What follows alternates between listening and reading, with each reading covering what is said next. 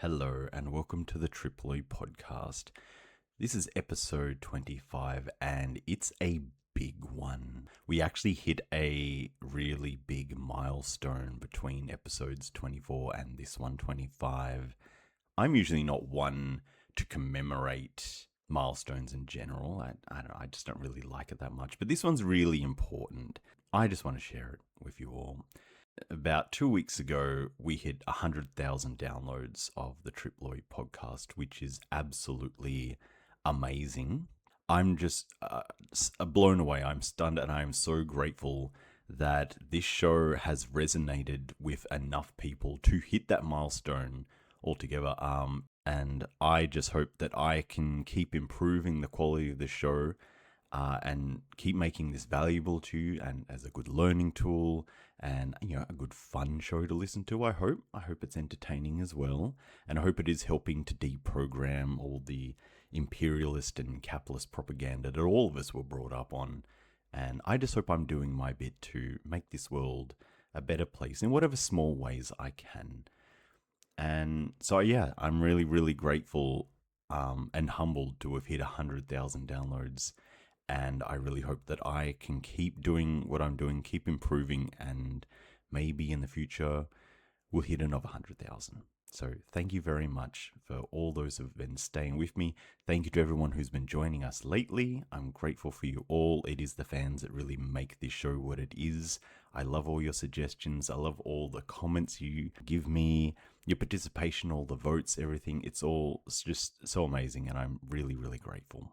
So before we jump into episode 25, which again, this is a big one. This is Iran. This is the one I think a lot of people have been waiting for, me included. I've really wanted to do this for a while, so we're going to do it today. But we have to do a few very, very quick admin things. I got 3 favors to ask you. I'm just going to blast through them because I do this every episode and I know we're all sick of it. The first one is, if you are a fan of this show, please become a subscriber on Patreon, which is patreon.com/Triploi. Even just a free member helps me a lot just for that visibility, and I really, really appreciate it. It helps me more than you know. The second, if you are enjoying the show and you think you have a friend or family member who might also benefit from hearing it, please recommend it to them. Word of mouth is the best way to grow a podcast, and I know a lot of you have been doing that because we've hit 100,000 downloads, so thank you so much. And if you know someone in your life who needs this, please go ahead and share it with them. And the third is, please just leave a review of the show wherever you listen to it. That also just helps build that audience. Podcasts are an extremely competitive field, as I'm sure we're all aware, and I honestly need all the help I can get. So if you can do any of those 3 things, it really helps this show keep going, and I appreciate it immensely. Okay, so without further ado, let's jump into episode 25, Iran. So here on the Triploi podcast, we mainly focus on telling the truth or the material reality of colonial history, which actually wasn't really the whole intention of this show when I started it, but that just seems to be the theme that we always keep coming back to. So clearly it's very, very important to me. And as I've stated many times in the past, my worldview is shaped by learning all this colonial history, the real colonial history, not the imperial fantasy and the propaganda, like the material reality of what colonialism did to the world. And I always call it the 500-year earthquake. So the initial colonial period is that massive earthquake, which just destabilizes the world. And everything that we have gone through since about the 15th century is a direct aftershock of that initial colonial earthquake, which explains everything about how the world came to be what it is today. And when you kind of boil down this worldview, you kind of hit this almost binary view of the world, which is during the entire colonial period, pretty much every country in the world fits into one of 2 categories, which is either predator colonial country or a prey colonized country. At least that's how I see the world in the colonial context. But what's interesting is there are a few countries that just don't quite fit into either of those 2 descriptions. They are countries that don't become prey to colonialism, but also don't become the predators either. They just find this way to hold their own against the onslaught of colonialism, but never themselves become a colonial power. Just a few of those countries off the top of my head are places like Ethiopia, Thailand, and of course, Iran.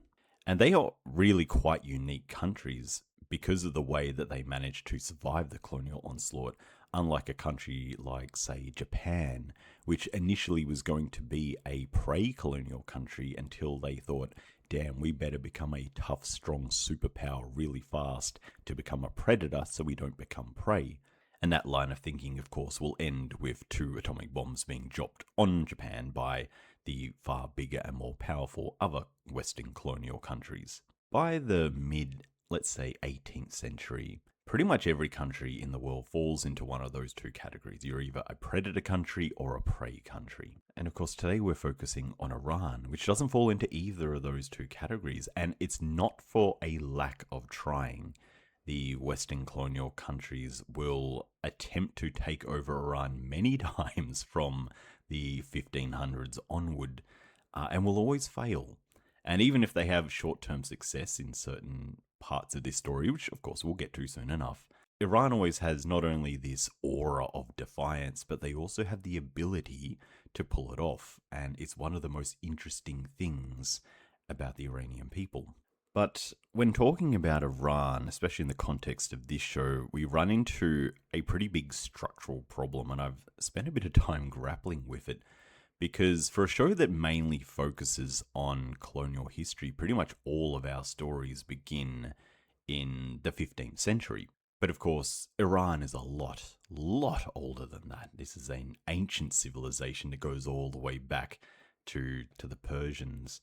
There's actually pretty much unbroken history in the entire Persian region that goes back to 3000 BCE. So where exactly do we start the story of Iran? Because all of its context, right? Like, I could start this story at 1500, but it'd be like dropping into, one of your favorite shows in the middle of season 3 without any context to what came before it. So initially, I was planning to actually just go back to like 3000 BC and just kind of tell the Iranian story. But 2 big problems with that. One, I don't have enough time to research all of that to get this out on a monthly schedule.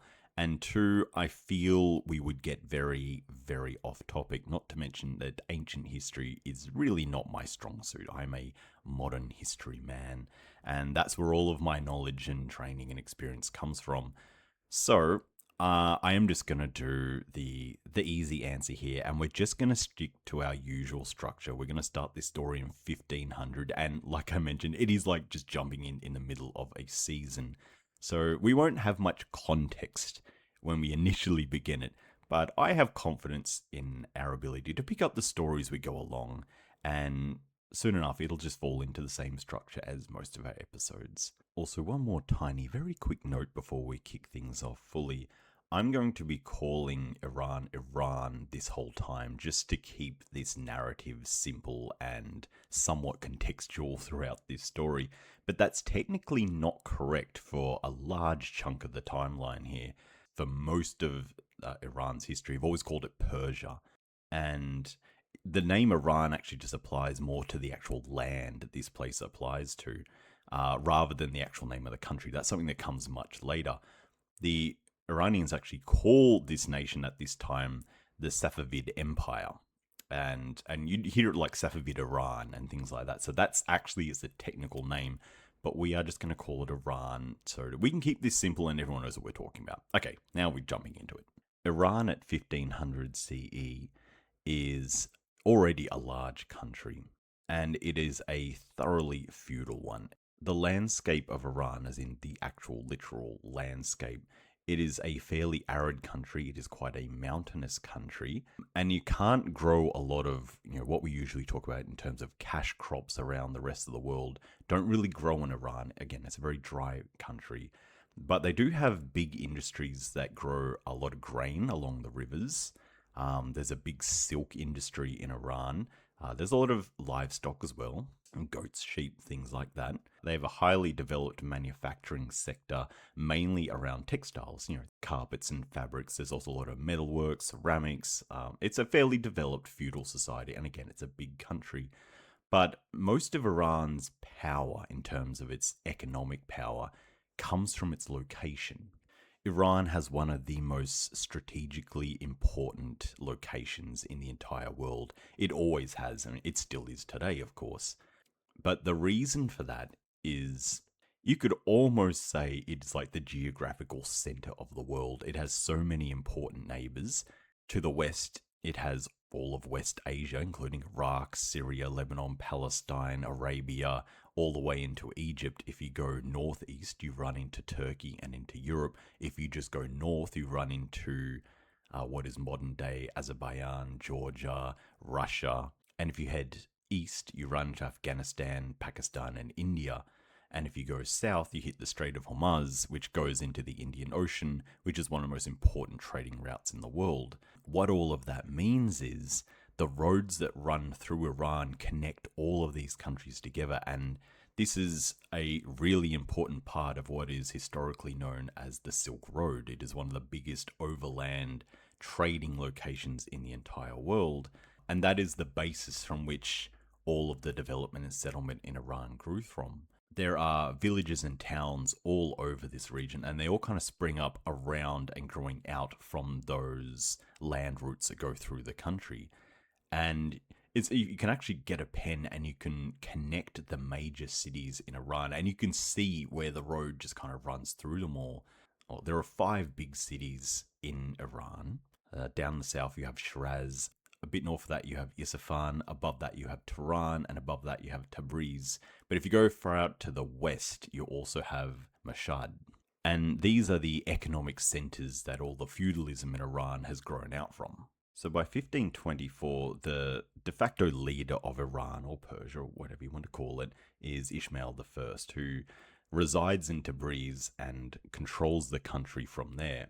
But this is a thoroughly feudal society, which means that a lot of the regional power is delegated to, I guess, what you call in Western Europe, like barons and dukes and things. But in Iran, they're called Qizilbash, which are like heads of tribes that are also military leaders.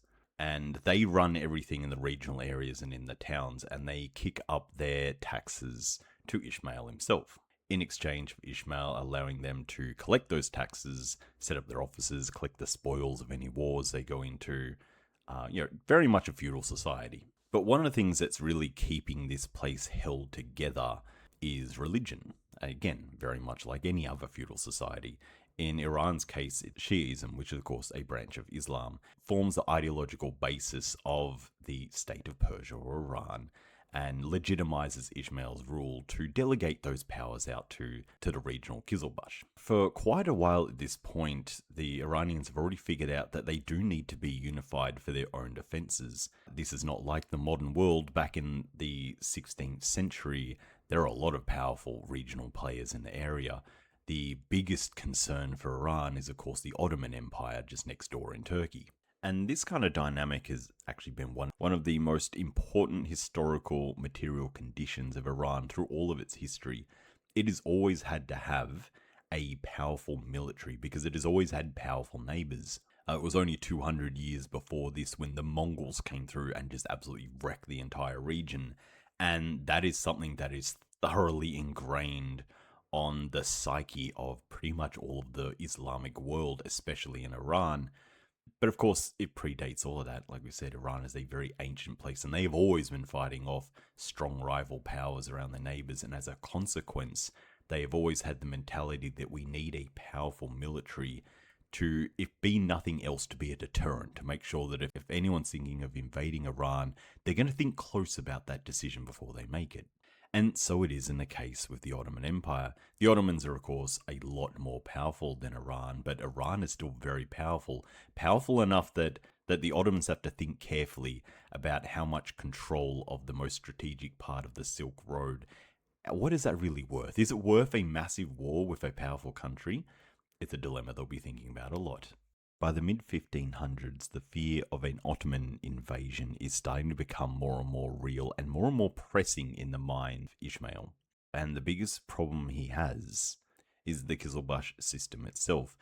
a lot of these regional areas have so much autonomy that they will answer the call to a war if necessary. Ishmael doesn't really have much control over them other than getting their taxes and using that to build up his own smaller central army. But this isn't going to be enough to compete against the Ottomans, which are much, much more organized and much more centralized. And towards the end of Ishmael's life, this is an issue that will start to consume him. But he doesn't have to worry about it for very long because he'll be dead by 1588 and a new leader will take over who is Abbas I. And like Ishmael, Abbas can immediately see the danger coming from the Ottomans and the fact that it is a very pressing problem that needs a solution right now, or Iran isn't going to be around much longer. If they show too much weakness in front of the Ottomans, they know they're going to get steamrolled like everyone else who gets in their way. So the first thing Abbas does when he gets to power is to tackle this Qizilbash system and start to centralize as much power into his rule as he possibly can.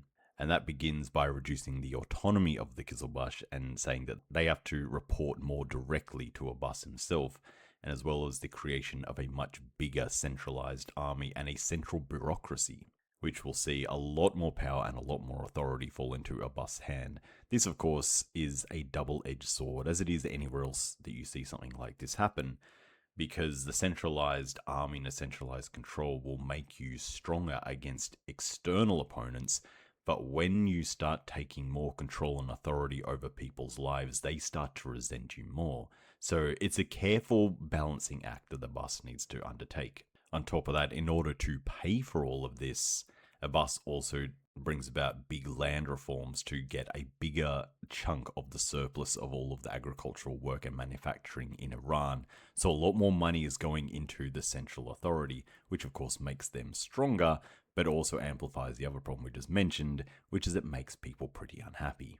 But it also has the other side effect that when you start pulling in all of the resource surplus and all the labor surplus and all of the wealth that all the people in the regional areas are creating, when you pull those back into the city centers, you start to improve the urbanization of those cities and they start to become more powerful as well. And as a consequence, those 5 main cities we mentioned earlier are all becoming much more powerful and have a lot more influence in the regional towns around them.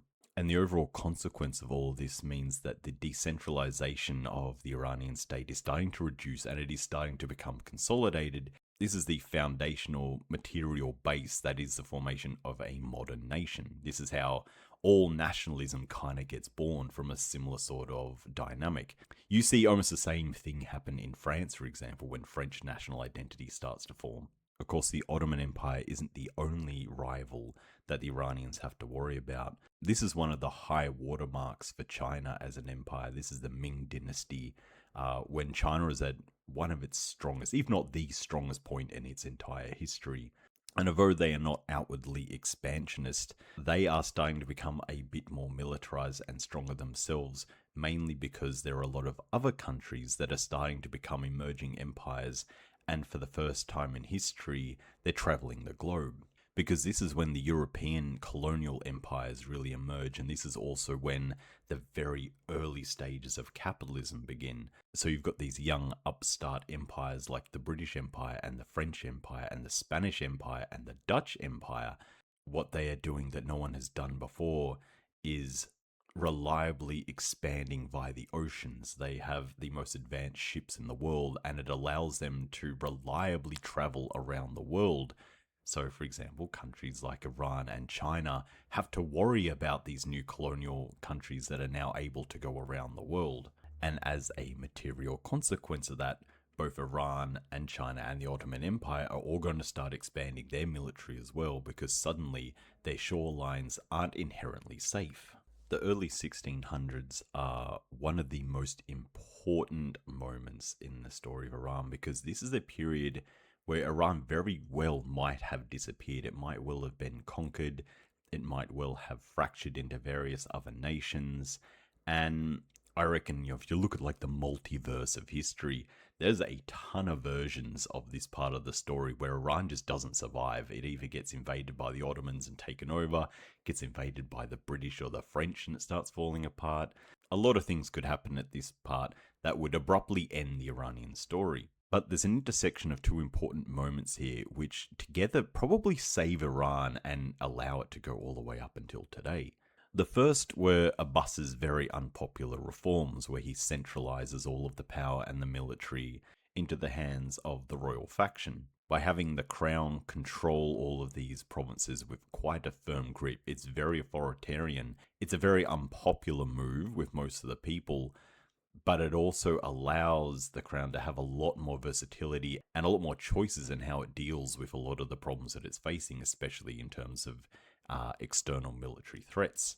As a result, this is one of the militarily high watermarks for Iran. It's the reason that none of its neighbors are able to invade or conquer it, which allows it to survive the other intersecting factor, which is a very negative one. This is when the Iranian economy hits one of its low watermarks. Because the fact that all of the trade of the world is starting to spread out to the oceans, again, this is one of the things that will make the European empires so rich and so powerful and will be the basis of modern capitalism, is the fact for the first time in history, massive quantities of trade are traveling over water rather than by land. Now, historically, there have always been trade ships, but they tend to be quite short range. China, for example, has a massive trade fleet, but it can't go anywhere near the distance that these European ships can go at this point. And as a consequence, the Europeans are starting to dominate global trade. Hell, even the fact that global trade for the first time is actually a thing is because of this technology at this particular time. But that's a really big problem for Iran, because as we mentioned, Iran is a country whose main source of economic wealth is the fact that the Silk Road runs through it, the biggest overland trading route in the world. It's becoming far less profitable because a lot of people are going, you know what, we can actually move a lot more products by ships and we can move them a lot longer distances and a lot faster than just loading up some camels and horses and trying our luck over these big mountainous roads across Iran. That takes forever. These camels and pack animals can only carry so much. A ship can carry so much more than they can, and it can travel a lot faster. And that completely disrupts global trade. And this is an ancient thing too. Like the Silk Road's been around forever, and it has been one of the cornerstones of the global economy. And suddenly, it's no longer that important. And this is hugely destabilizing to the Iranian economy. By 1642, Abbas is dead and his heir Abbas II will take control in Iran. They've got a lot of problems to deal with, not just the external possible military threats, and now the internal economic stability is starting to diminish. As we kind of mentioned in a lot of other podcasts, one of the big advantages about having a strong central authority, authoritarianism, of course, can have its downsides, especially if it's used irresponsibly or it's used by a despotic leader or fascist, or generally just used to crush people's freedom. That can be pretty bad, of course, but having strong central authority also has a lot of upsides, and this is one of the best examples of it being used for practical and positive reasons. Abbas II, who is quite a competent leader actually, immediately gets to work on large-scale economic reforms for Iran because they correctly identify the problems in the world, mainly the biggest problem, which is this emerging capitalism. Of course, no one calls it capitalism yet. It's just the fact that all of this global trade that's going over the oceans and the massive exploitation of people around the world, especially in South America and Africa, and what's called primitive accumulation, where all of these massive amounts of surpluses are being collected by these Europeans and traded. It's making a lot of money, and that will eventually start funding things like industrialization, which will lead to modern capitalism. Of course, none of that has happened yet, but everyone can see the basics of this primitive accumulation. All these European powers are getting really, really rich from this global oceanic trade. So Iran has its work cut out for it. How can it stay a competitive economic market in this emerging capitalist world? And Abbas has some really clever ideas, and these ideas, in my opinion, actually save Iran. It could very easily have become a colonial prey at this period. Yes, it has a strong centralized military, but you need a strong economy if you want to have enough money to keep that military going. So these economic reforms are vital for Iran's survival. And the first thing Abbas II does with that strong central authority is completely rebuild the tax code in the country. I know that's always an exciting thing to talk about, but it kind of is in this case, because the main thing he's trying to do is to set standards to these taxations across the entire country. You're not going to have these local tribal leaders just setting up whatever tax rate they want to exploit their people in their area. There is now a national standard that is being rolled out, and everyone must apply to it. The new tax code that Abbas rolls out is a lot more fairer, it's a lot more just, and it's a lot more consistent, and probably most importantly of all, it's a lot more enforceable. By having this written into the laws, it's a way of stamping out corruption in all the regional areas and all the people that are trying to take advantage of these people. You can't do that now with the strong central authority saying these are the laws. The army is all over the place to make sure it's enforced. No one's going to take more than they're entitled to. This will actually cut down the overall amount of money that the crown can take, but it comes with the big advantage and side effect that it starts to stabilize the country politically.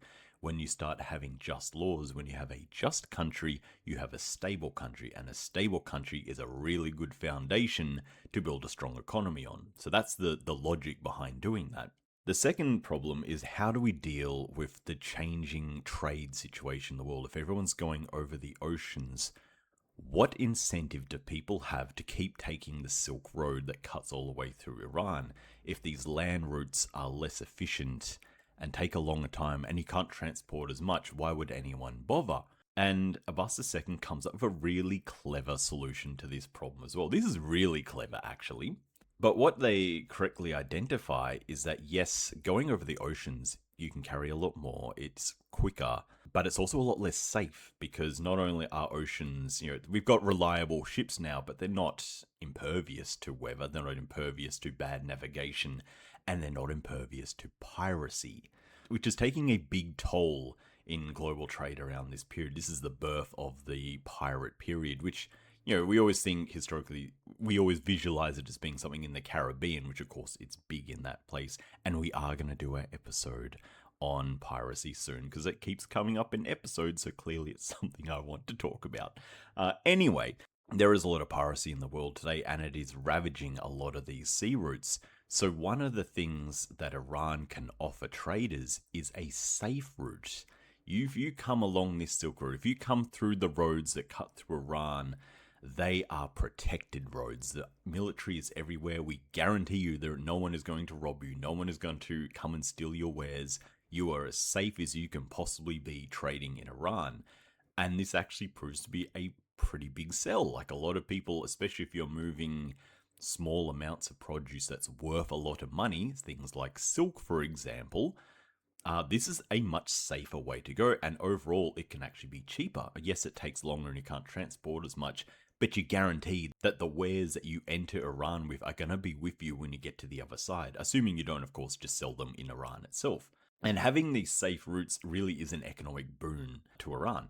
And as a consequence of having these trade situations stabilized and expanded, all this money is being reinvested into the urban centers, into the cities, into manufacturing, and it's starting to build up like workshops in regional areas. And the cities are starting to develop and urbanize further, which further improves the Iranian economy. So all of this combined is a really clever series of economic reforms that hit Iran, which bring it from the brink of possibly falling apart to becoming once again a strong regional power in Central Asia. By 1694, the economically very clever Abbas has died, and his successor, Sultan Hussein, takes power, and he does not have the economic acumen that his predecessor had, and Iran is going to suffer pretty significantly as a result. As mentioned in the previous episode, I don't believe or subscribe to the great man theory. I do believe that the development of a nation and the making of history is a direct consequence of what we call DHM, which is dialectical and historical materialism, which basically just means the way all of the resources in a country are used or put to work or developed or advanced is the foundation of every nation, and it will fundamentally change how a country will develop. That's an extremely simple way of putting it. But that being said, the leadership of a country, of course, still plays a role. Although they might not control what the resources are and how they're being used and the material reality of the country that they inherit, or all of the contradictions that are arising in a nation as a result of this. For example, in Iran at this point, because all of these city centers have been getting rich and developing, all the money from the regional areas and the countryside is basically being drained into the cities. And that right there is a great example of a contradiction, because the cities are getting rich while the countryside is getting poor. And this contradiction must give way in one way or another. It has to be resolved. And when it's resolved, it'll create a whole new type of contradiction. When you look at things through the dialectical and historical materials lens, it's always just constantly looking at these sorts of examples and how they influence and develop a nation. Now, with all of that said, the leadership still matters, because they are the people who ultimately have to make the decisions about how you are going to resolve these contradictions.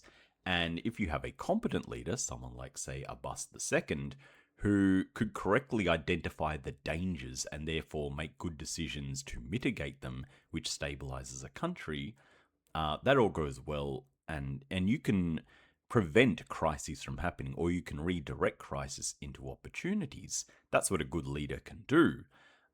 Sultan Hussein is not a good leader, and he does not identify these contradictions and these problems and these crises quick enough to avert them. Now, that's not to say that Sultan Hussein is a bad person. From everything I've read, I don't get that impression of him at all. He's just someone who has interests in very, very different areas. For example, his main passion in life is Islam and religion, and he wants to improve and consolidate and expand the clerical services in the country and focus on strengthening Shia throughout the country. That's his passion project, and that's what he spends all his time on. But the consequence of that is this fragile economic situation. Yes, they've just had a big boom thanks to Abbas, but all of that surplus money, which in the rest of the world at this time is being used to lay the foundation for capitalism, that's not happening in Iran. Instead, it's just being basically stolen and consolidated in the hands of various power brokers around the country and being hoarded. And the money isn't being reinvested back into, most importantly, into the regional and remote areas of the country, which is where most of the agrarian industries and even a lot of the manufacturing is being done. If those areas have been developed at this point, Iran becomes a superpower pretty quickly. But that's not what happens. Sultan Hussein just takes his eye off the prize. He's so busy looking at the religious side of all these problems that he's not paying attention to the fiscal corruption that is now starting to spread throughout the country. And Abbas did a lot of work to stabilize his country and set up this really just tax system and get a really functional economy. But it needed to be carefully cared for. It's like a garden that constantly needs to be watered and pruned and looked after. If it's not being looked after, it can quickly fall into disrepair, and the weeds of corruption, it's a fun metaphor, isn't it? The weeds of corruption can then spread all the way through the garden, and that's exactly what's happening here in Iran. And this is giving rise to new tensions and new contradictions, the biggest one in Iran at this point. And this is now the early 1700s, right? It's like 1720-ish. The biggest tension that's now arising in Iran is the tensions between the urban centers and the rural areas of Iran, because the rural areas are the ones doing all the work and creating all the value and all the money in the society, but all of it is being drained by these tax collectors and these local power brokers, and they're taking all that money and they're taking it to the cities where they live and are developing there.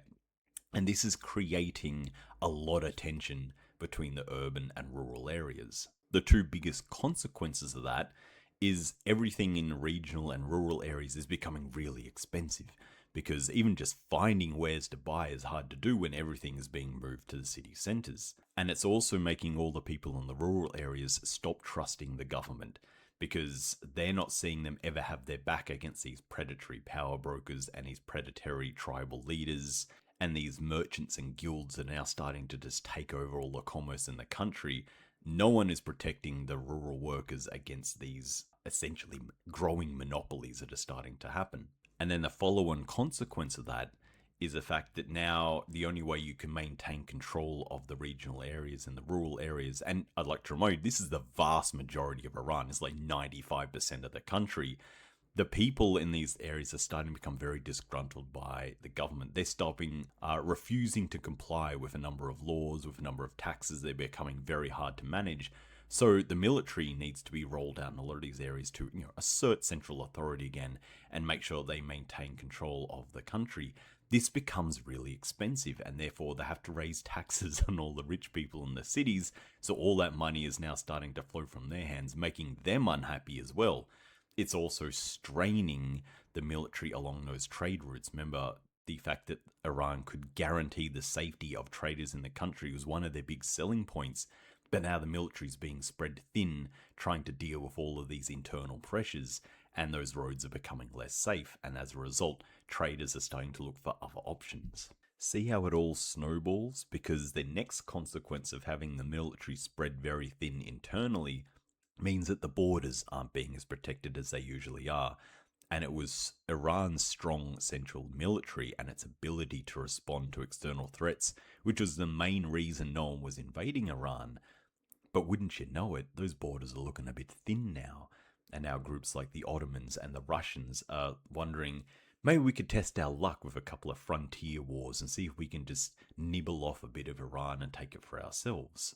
By the mid-1720s, all of the problems happening in Iran have hit crisis point. The Safavid dynasty, which has been ruling Iran this whole time, faces imminent collapse.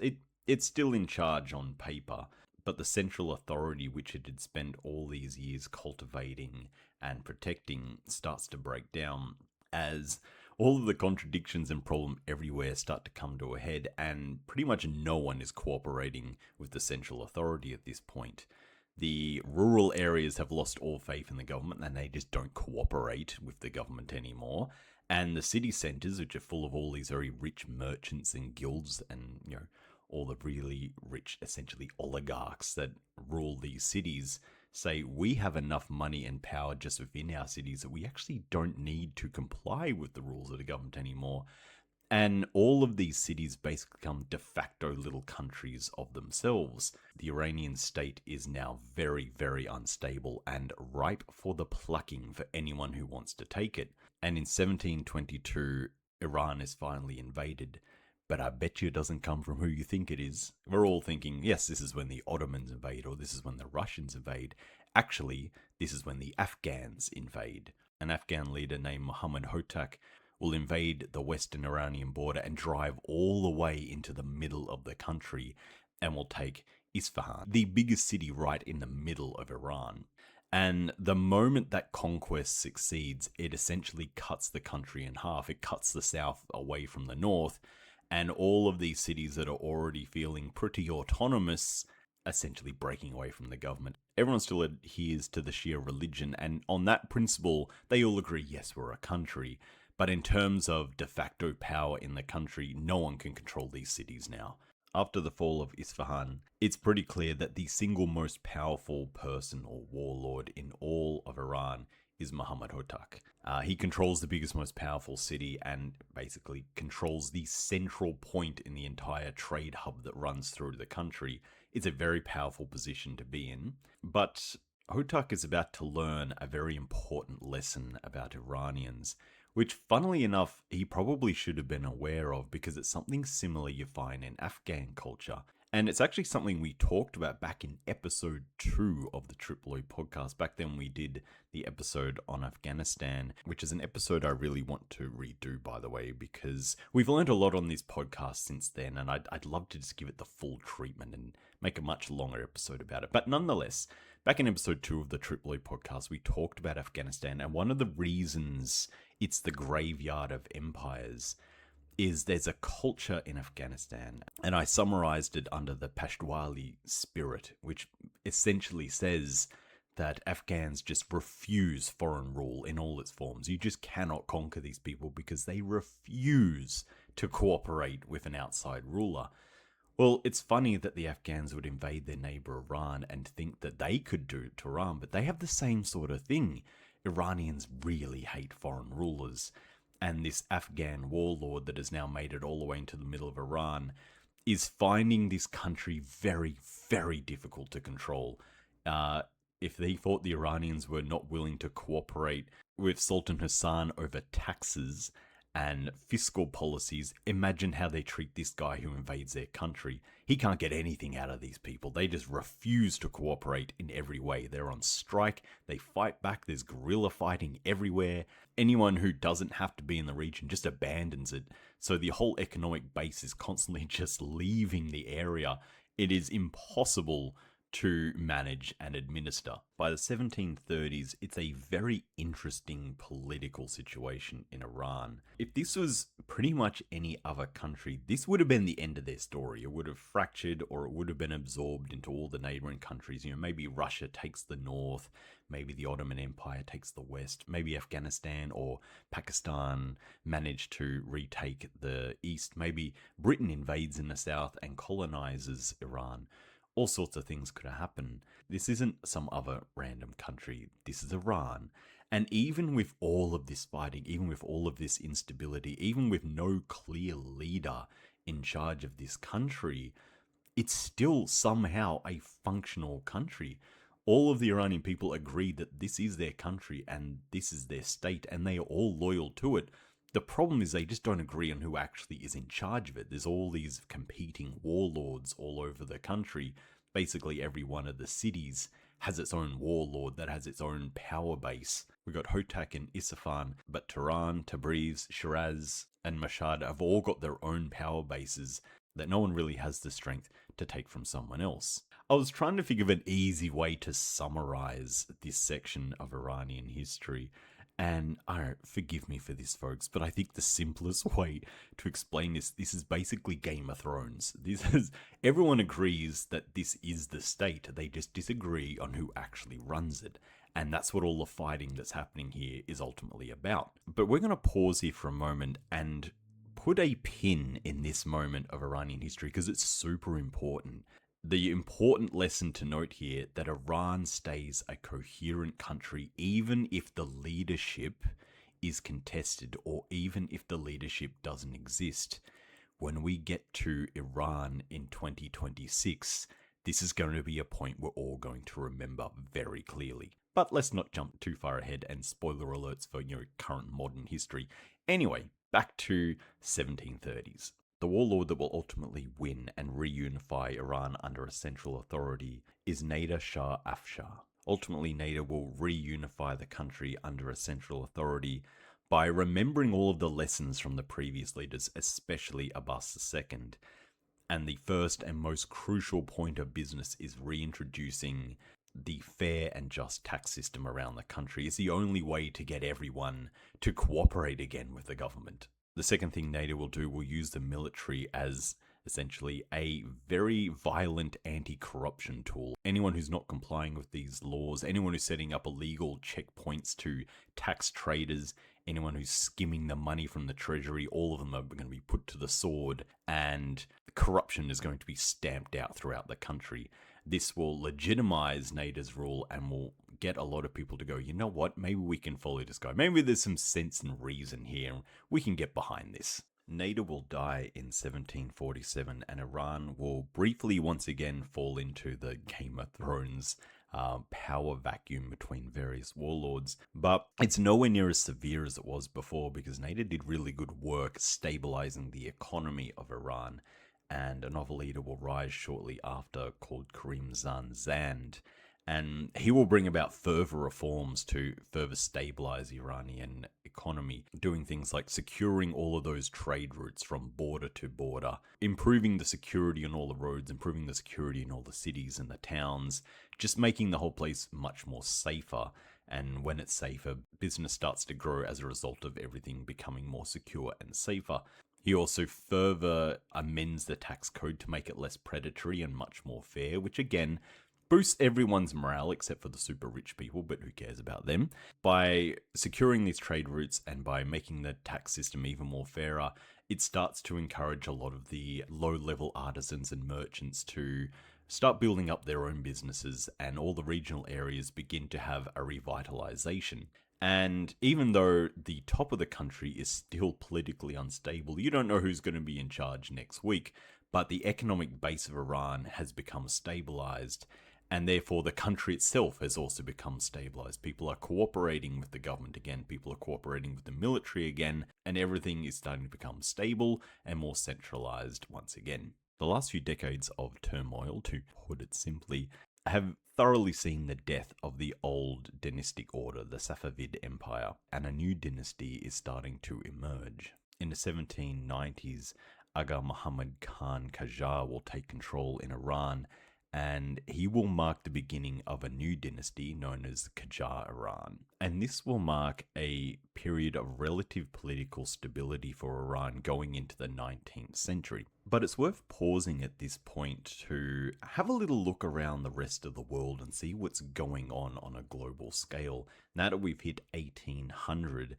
and Iran has spent the last few decades in this very turbulent political turmoil, and that has been a big setback for Iran, and they don't realize how big it is until we hit the next century. But to put it into context, before all the turmoil began, Iran was a high medieval society that was itself on the brink of early capitalism. It had a lot of accumulation, a lot of the businesses and resources were building up into the foundation for creating the finance which creates capitalism. But because of the series of essentially civil wars that wreck Iran in this period, they have economically fallen behind. They're starting to get back on track now, but in the time period between when Iran hit this rough patch, the rest of the world has been blowing up in capitalism. When we last checked on Britain and France and Spain and all the European empires, they were fledgling. They had only started their oceanic explorations and the very early stages of colonialism. By 1800, these are all superpowers. They have completely taken over the Americas and Africa and a lot of Asia. India is completely under British control at this point, and these superpowers control the oceans of the world. And the power difference between these European superpowers and the regional power of Iran is vast, very vast.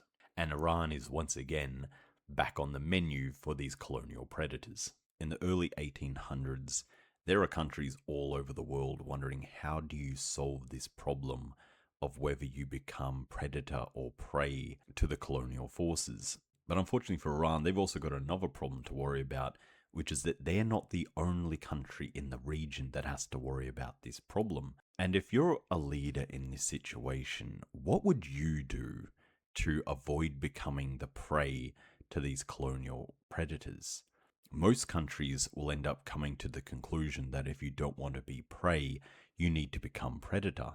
And at this point, that's crossing the mind of the Iranian leaders as well. However, it's also something that's on the mind of Russian leaders. Russia is far from being a superpower at this period. It actually has very similar problems to Iran. It is a very large country that is struggling with central authority, and the fact that a lot of these regional areas can gain a lot of power and have a lot of autonomy, it is very hard to keep Russia together. It's like herding cats. So they come to the same conclusion that Iran has, that if they don't want to be the prey, they have to become the predator.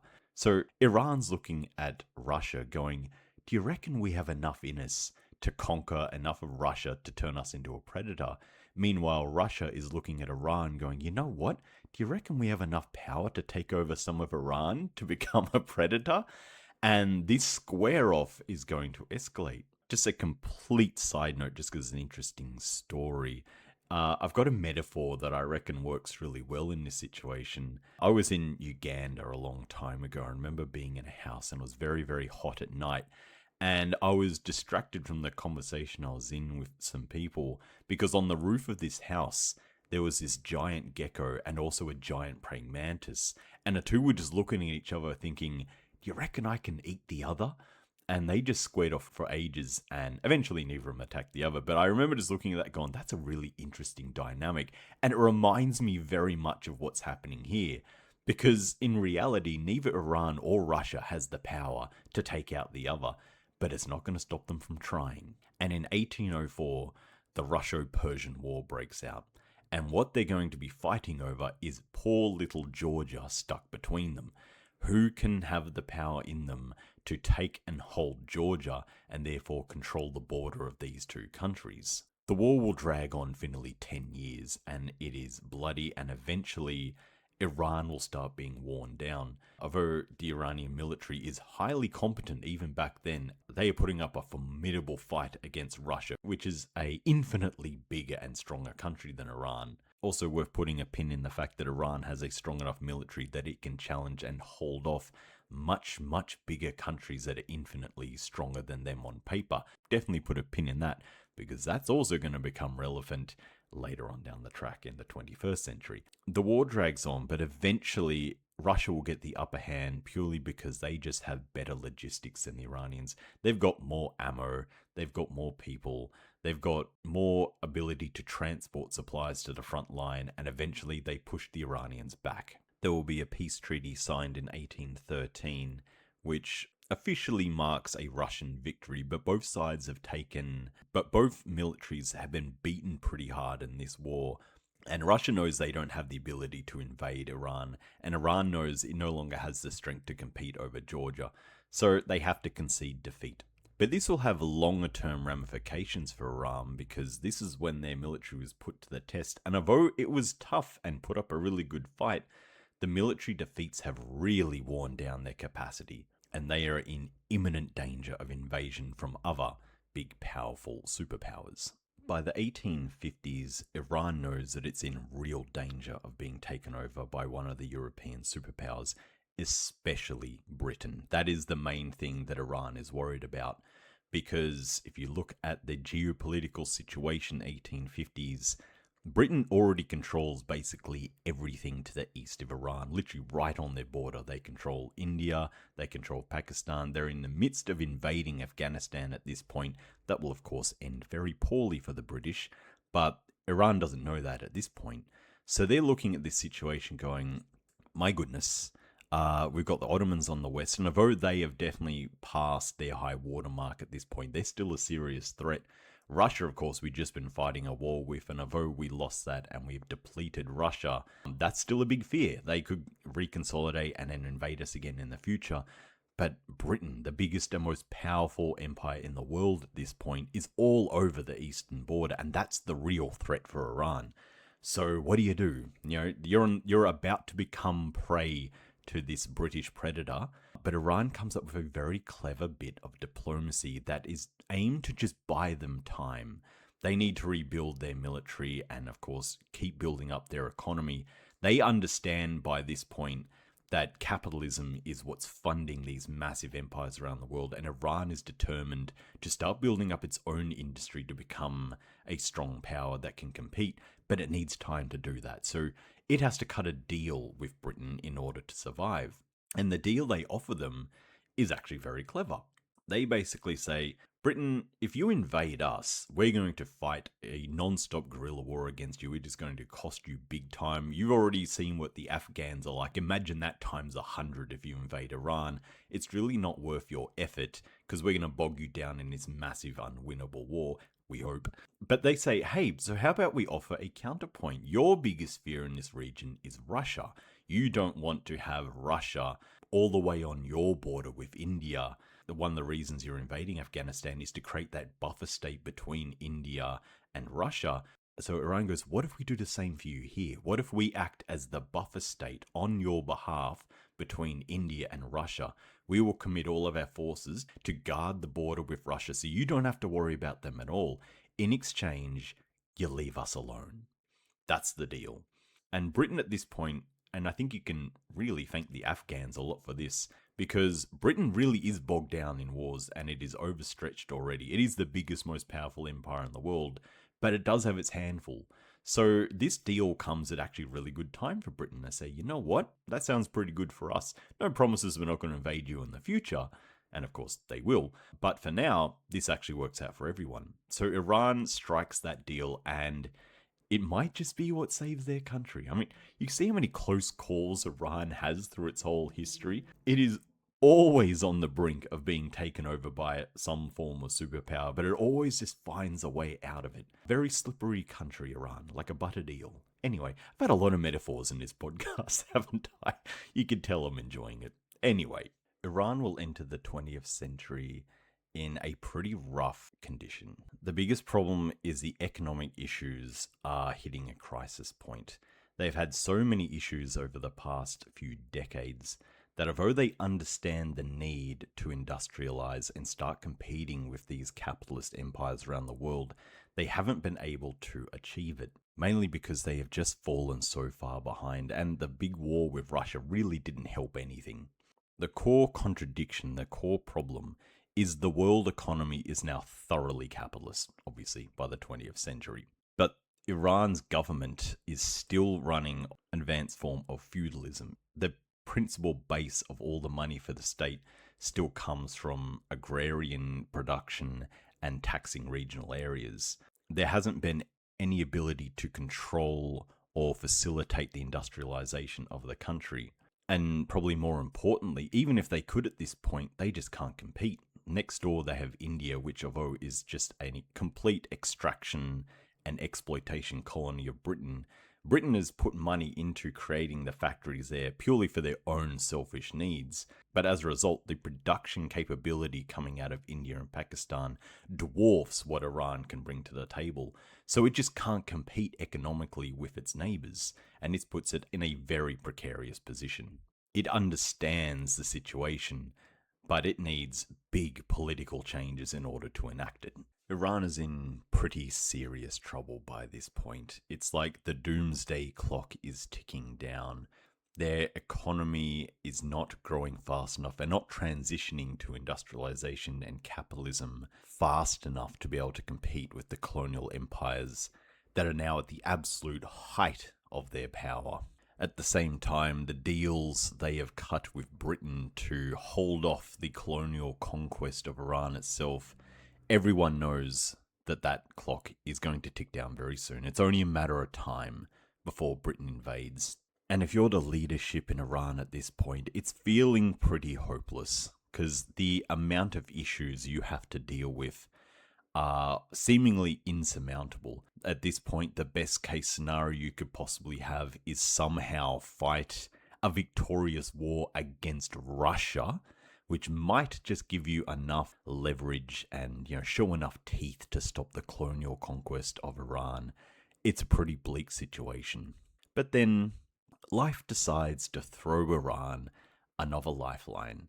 This has been a amazingly lucky country. It's funny, it was one of the things I noticed in the last episode talking about Gaddafi and how he just had an enormous amount of luck run through most of his life, which really helped him survive some of the challenges.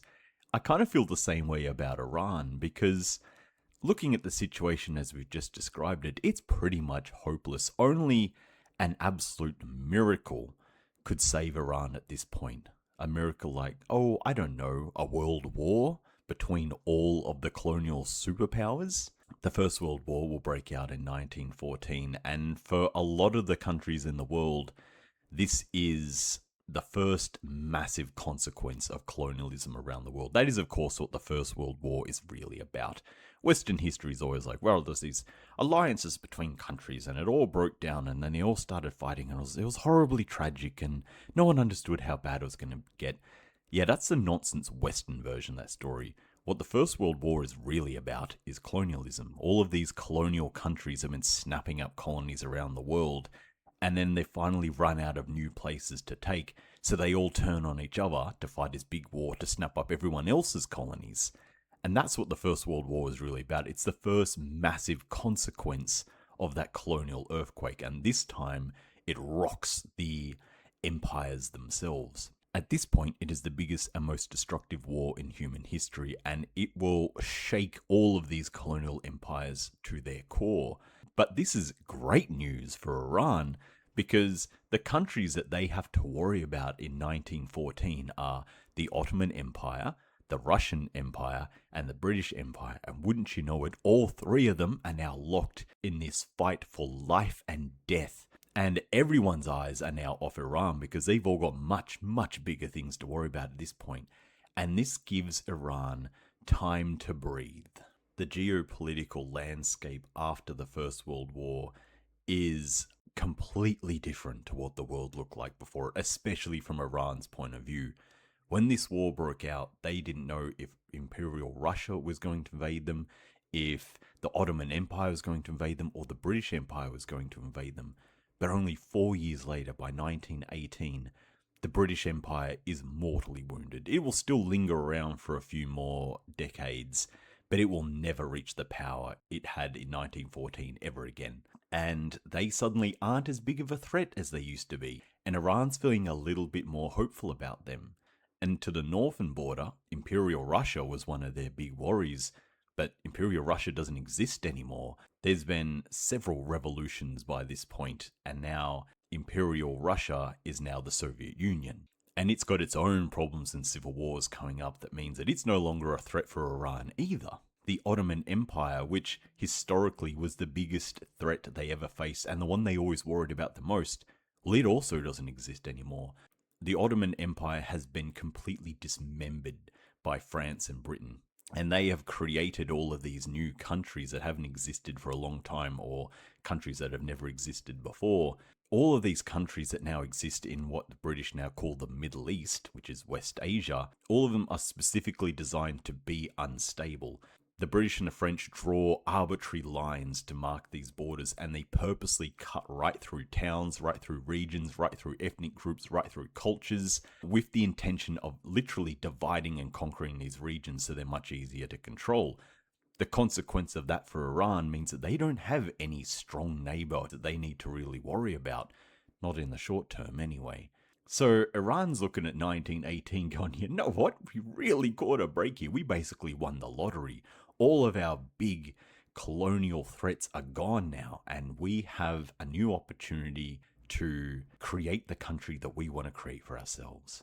In 1921, although the external threats are gone for now, the internal problems in Iran are still front and center. There has been some form of political instability for like 200 years at this point, and this economy just is not growing at the rate that is necessary for them to compete on the global stage against other nations. This political situation finally comes to a head in 1921, and a coup is launched by a man named Reza Khan.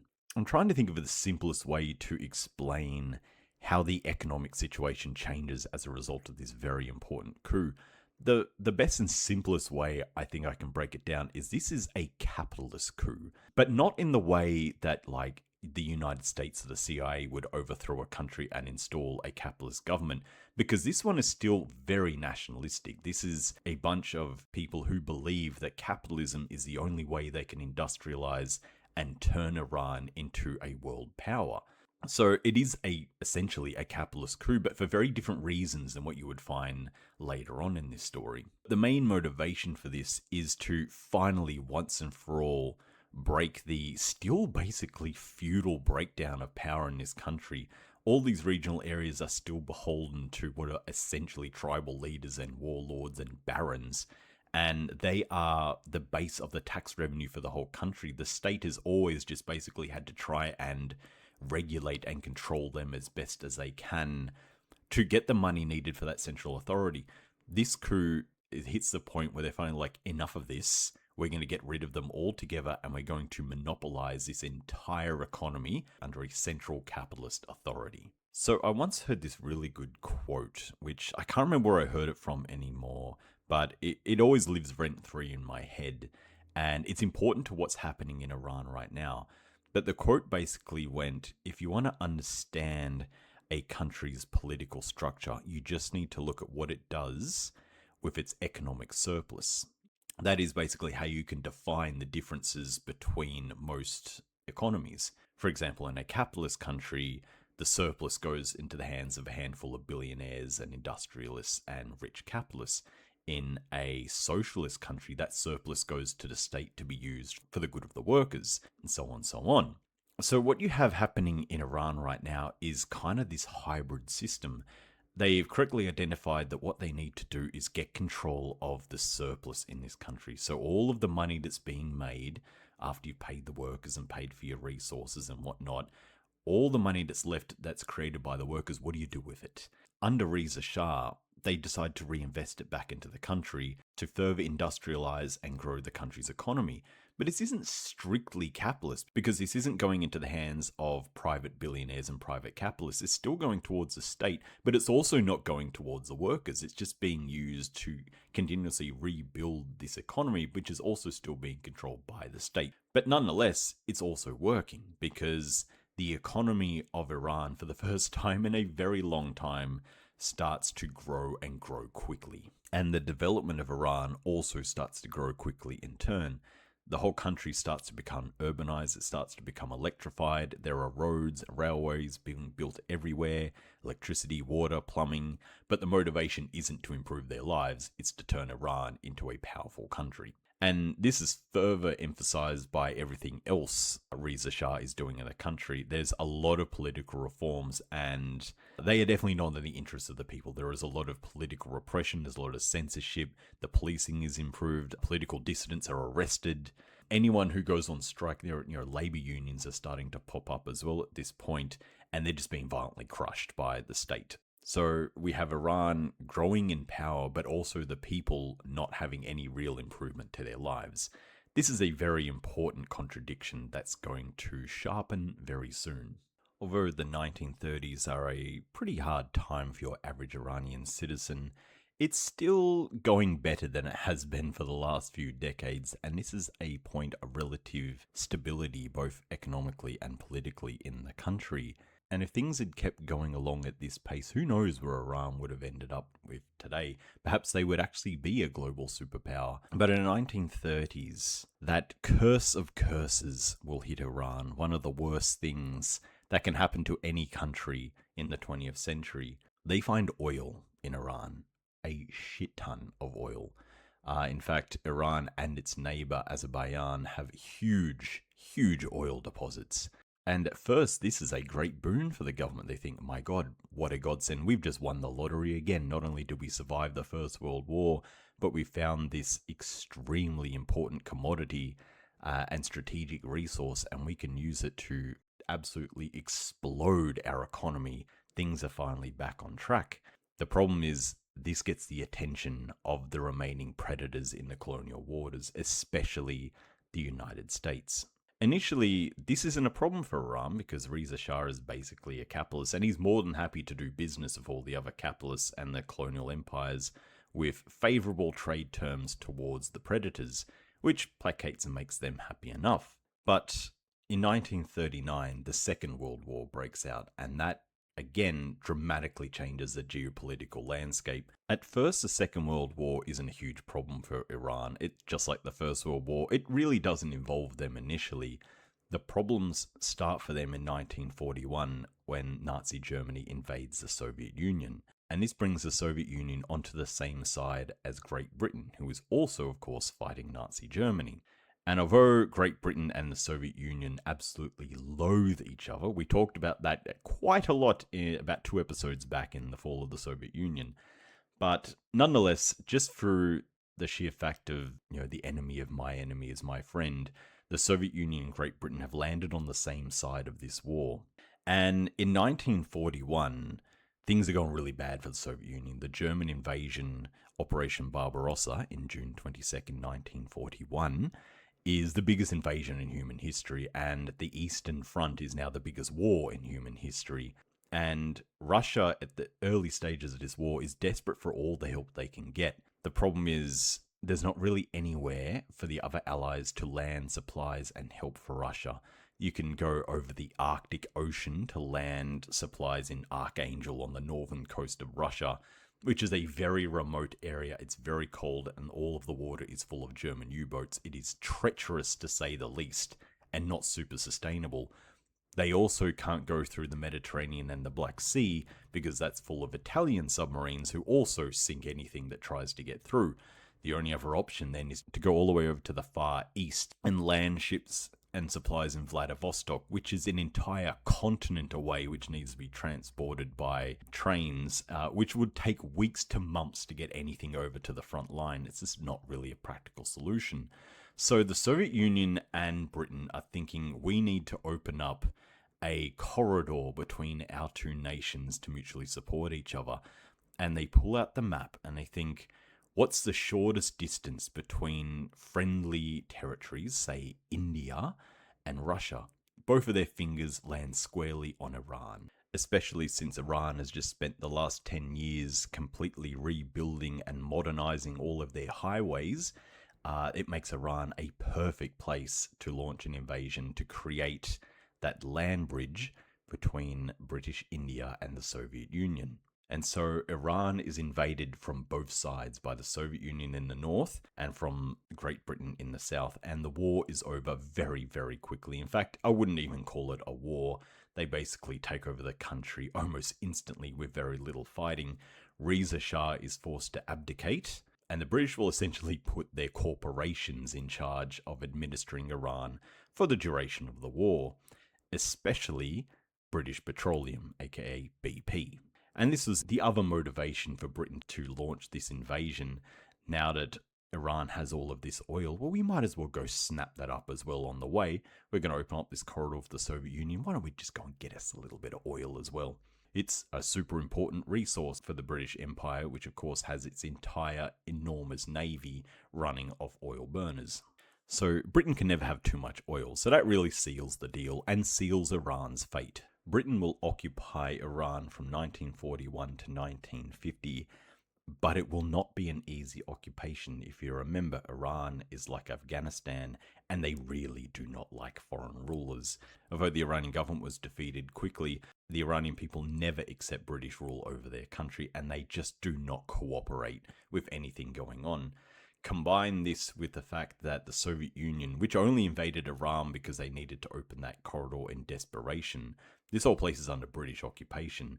So the Soviet Union has been undermining that the whole time by just sending cadres all over the country to spread communist agitprop and socialism to all the worker unions that are now starting to pop up all over Iran. And by the end of the Second World War, it's a very bad look that Britain, which has framed this entire war as being, this is a war of liberation and national sovereignty and freedom and democracy. That's how they had to frame it in order to, legitimize themselves. So it's a really bad look that they are militarily occupying this essentially neutral country and stealing all of their oil. So by 1950, the occupation of Iran is becoming too troublesome, and this is also the point where the British Empire essentially collapses. They have nothing left in the tank. Both world wars took everything out of the British Empire, and they are fighting liberation movements everywhere, from Kenya to Malaysia to India. The British Empire is collapsing, and they do not have the ability to hold on to Iran. And so with Britain withdrawing from Iran, elections are held, and a new leader is elected to take control. He is a very, very famous leader. And when most people are telling the story about modern Iran, it tends to start at this point because that's how important Mohammad Mossadegh is. Mossadegh is an Iranian nationalist through and through. He is someone who genuinely loves his country and wants to see it improve in every meaningful way. And the first thing he does when he takes control is nationalize the oil in Iran and makes it the property of the Iranian people and the Iranian state, and kicks out British Petroleum and all the European and American corporations that have been feeding like leeches of Iranian oil for the past 10 years. Mossadegh's plan is to use all of that oil money to completely rebuild the country and improve services everywhere, investing the money into education, healthcare, infrastructure. Mossadegh isn't a socialist himself, but as we mentioned, there is so much Soviet and communist and socialist agitprop all over the country. He recognizes that the labor unions in Iran are quite powerful, and it's a really good idea to appease them. So he spends a lot of money just trying to improve the living standards of people in Iran. This will only last about 2 years, because in 1953, one of the most important precedents in history is set. The United States sees all of that oil in Iran and says, this must be ours. Not just because we want to take it for all of the profits, but Iran has one of the biggest oil reserves in the world, and we want to control it for strategic reasons. We want to make sure that all the oil in the world is tied to the US dollar and controlled by the US military, so that it can't be controlled by, say, the Soviet Union or anyone else. So in 1953, the CIA and its British equivalent, MI6, will launch a coup against Mossadegh's government in Iran.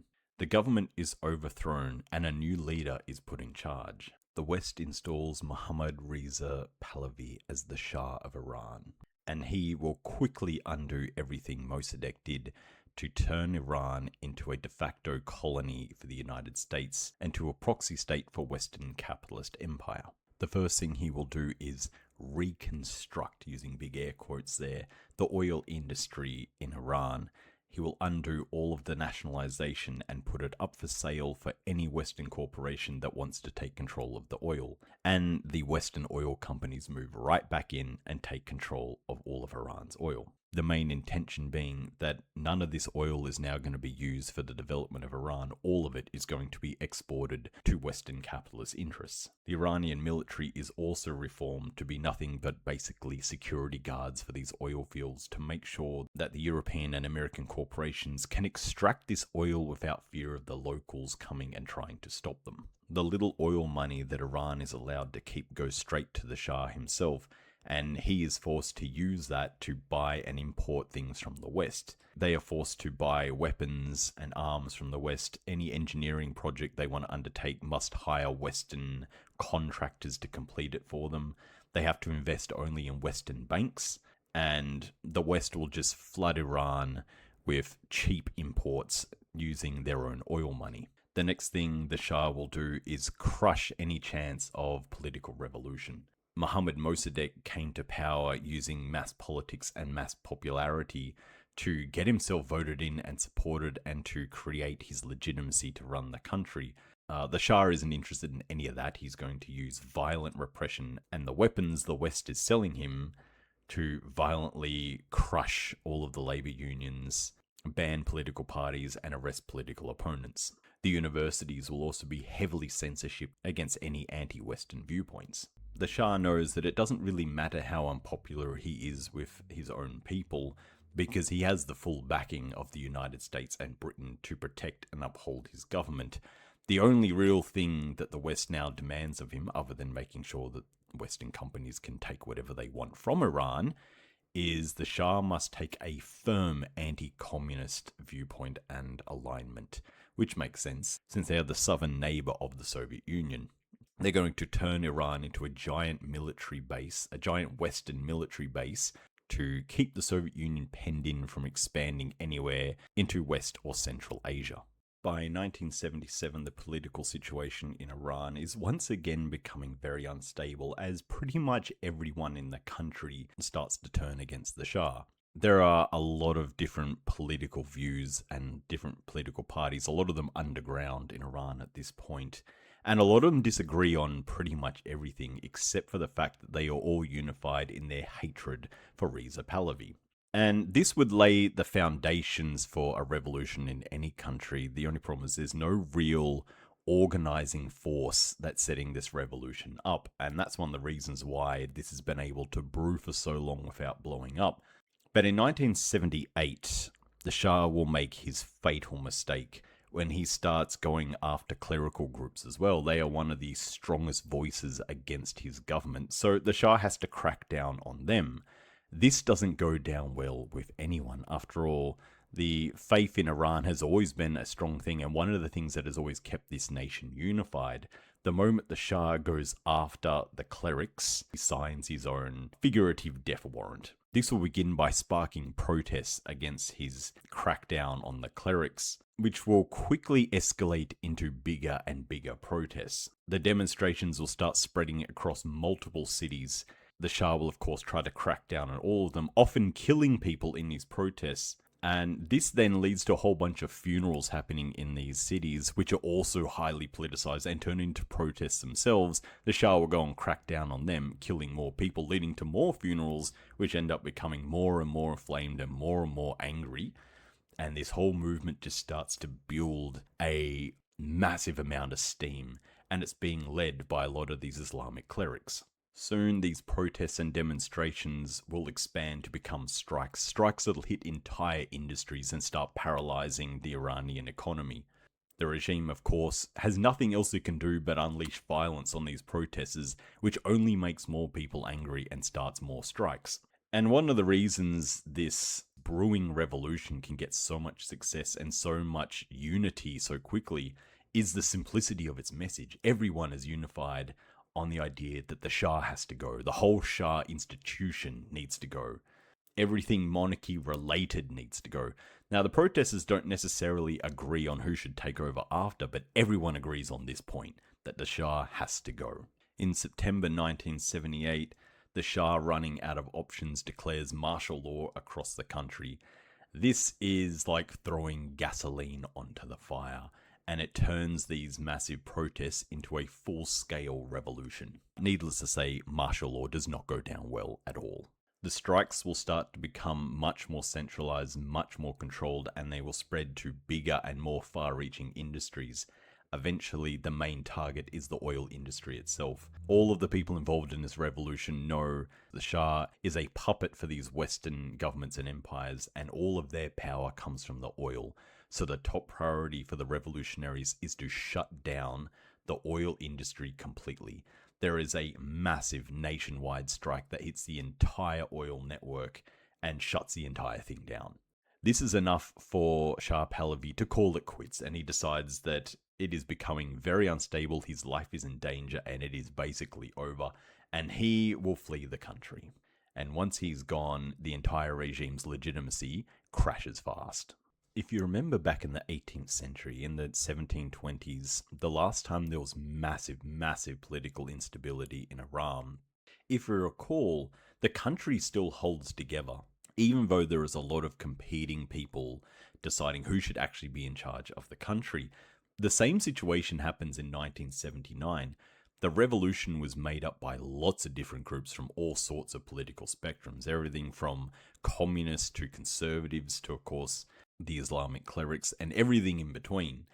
And you get kind of the same situation as back in the 18th century, where it's a question of who's going to come out on top and actually have the legitimacy and support to form a government. It'll be Ayatollah Khomeini who comes out on top. But one of the core issues politically that we have seen for hundreds of years in Iran is this question of legitimacy.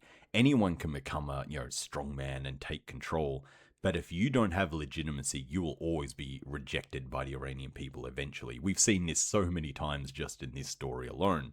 So the first thing the Ayatollah does is very clever. He actually holds a referendum saying, shall we change Iran to become the Islamic Republic of Iran? The referendum is very carefully worded because there's a lot of it at the start basically saying, do we agree that we want to get rid of the monarchy? Do we want to get rid of foreign ownership of our country and form our own Islamic Republic of Iran? And the referendum passes. This instantly transforms the Ayatollah from a revolutionary into the legitimate de facto leader of the country. The Ayatollah knows that even though he has legitimacy, he still needs to consolidate power very, very quickly, and comes up with a dual solution to this problem. The first is renationalizing all the oil and using that oil to improve the lives of as many people in the country as they can. Economic stability, after all, is a foundation for all political stability. The Ayatollah knows this, and that's one of the first things he'll do. The second is to form a paramilitary force that can be used to consolidate political power through violence if necessary. The Republican Guard is created to serve this function of making sure that no one can challenge the Republic's legitimacy. After all, the revolution was brought about by many different political groups, and there is a very real rise of factional infighting. Now that the Shah has been deposed, there are some people that might disagree with the fact that the Ayatollah is in charge. So the Republican Guard is used to go and quell any potential counter-revolutions that might be popping up around the country. By 1979, there is a new constitution formed in Iran that solidifies all of these systems and puts clerical oversight in charge of the entire country. Soon after that, the first presidential elections are held, which again further legitimizes the government. And the Ayatollah is a practical man. He knows that he wants his faction, the Islamic clerics, need to be in charge of the country, but he would rather make friends with former adversaries than crush them. So a lot of concessions are made to many of the groups that participate in the revolution, as well as promises to continue to stabilize the economy and therefore stabilize the politics. And to his credit, does dive into those reforms pretty heavily, pretty quick. After all, legitimacy, as we know from the history of Iran, is super important for your survival. Now, in 1980, for the first time since 1941, Iran is back in control of their own country. And although there might be some opposition about who exactly is in charge of Iran, which is not like Iran in history, right? Nonetheless, it is still Iranians in charge of it, and that is something at least everyone can understand and appreciate.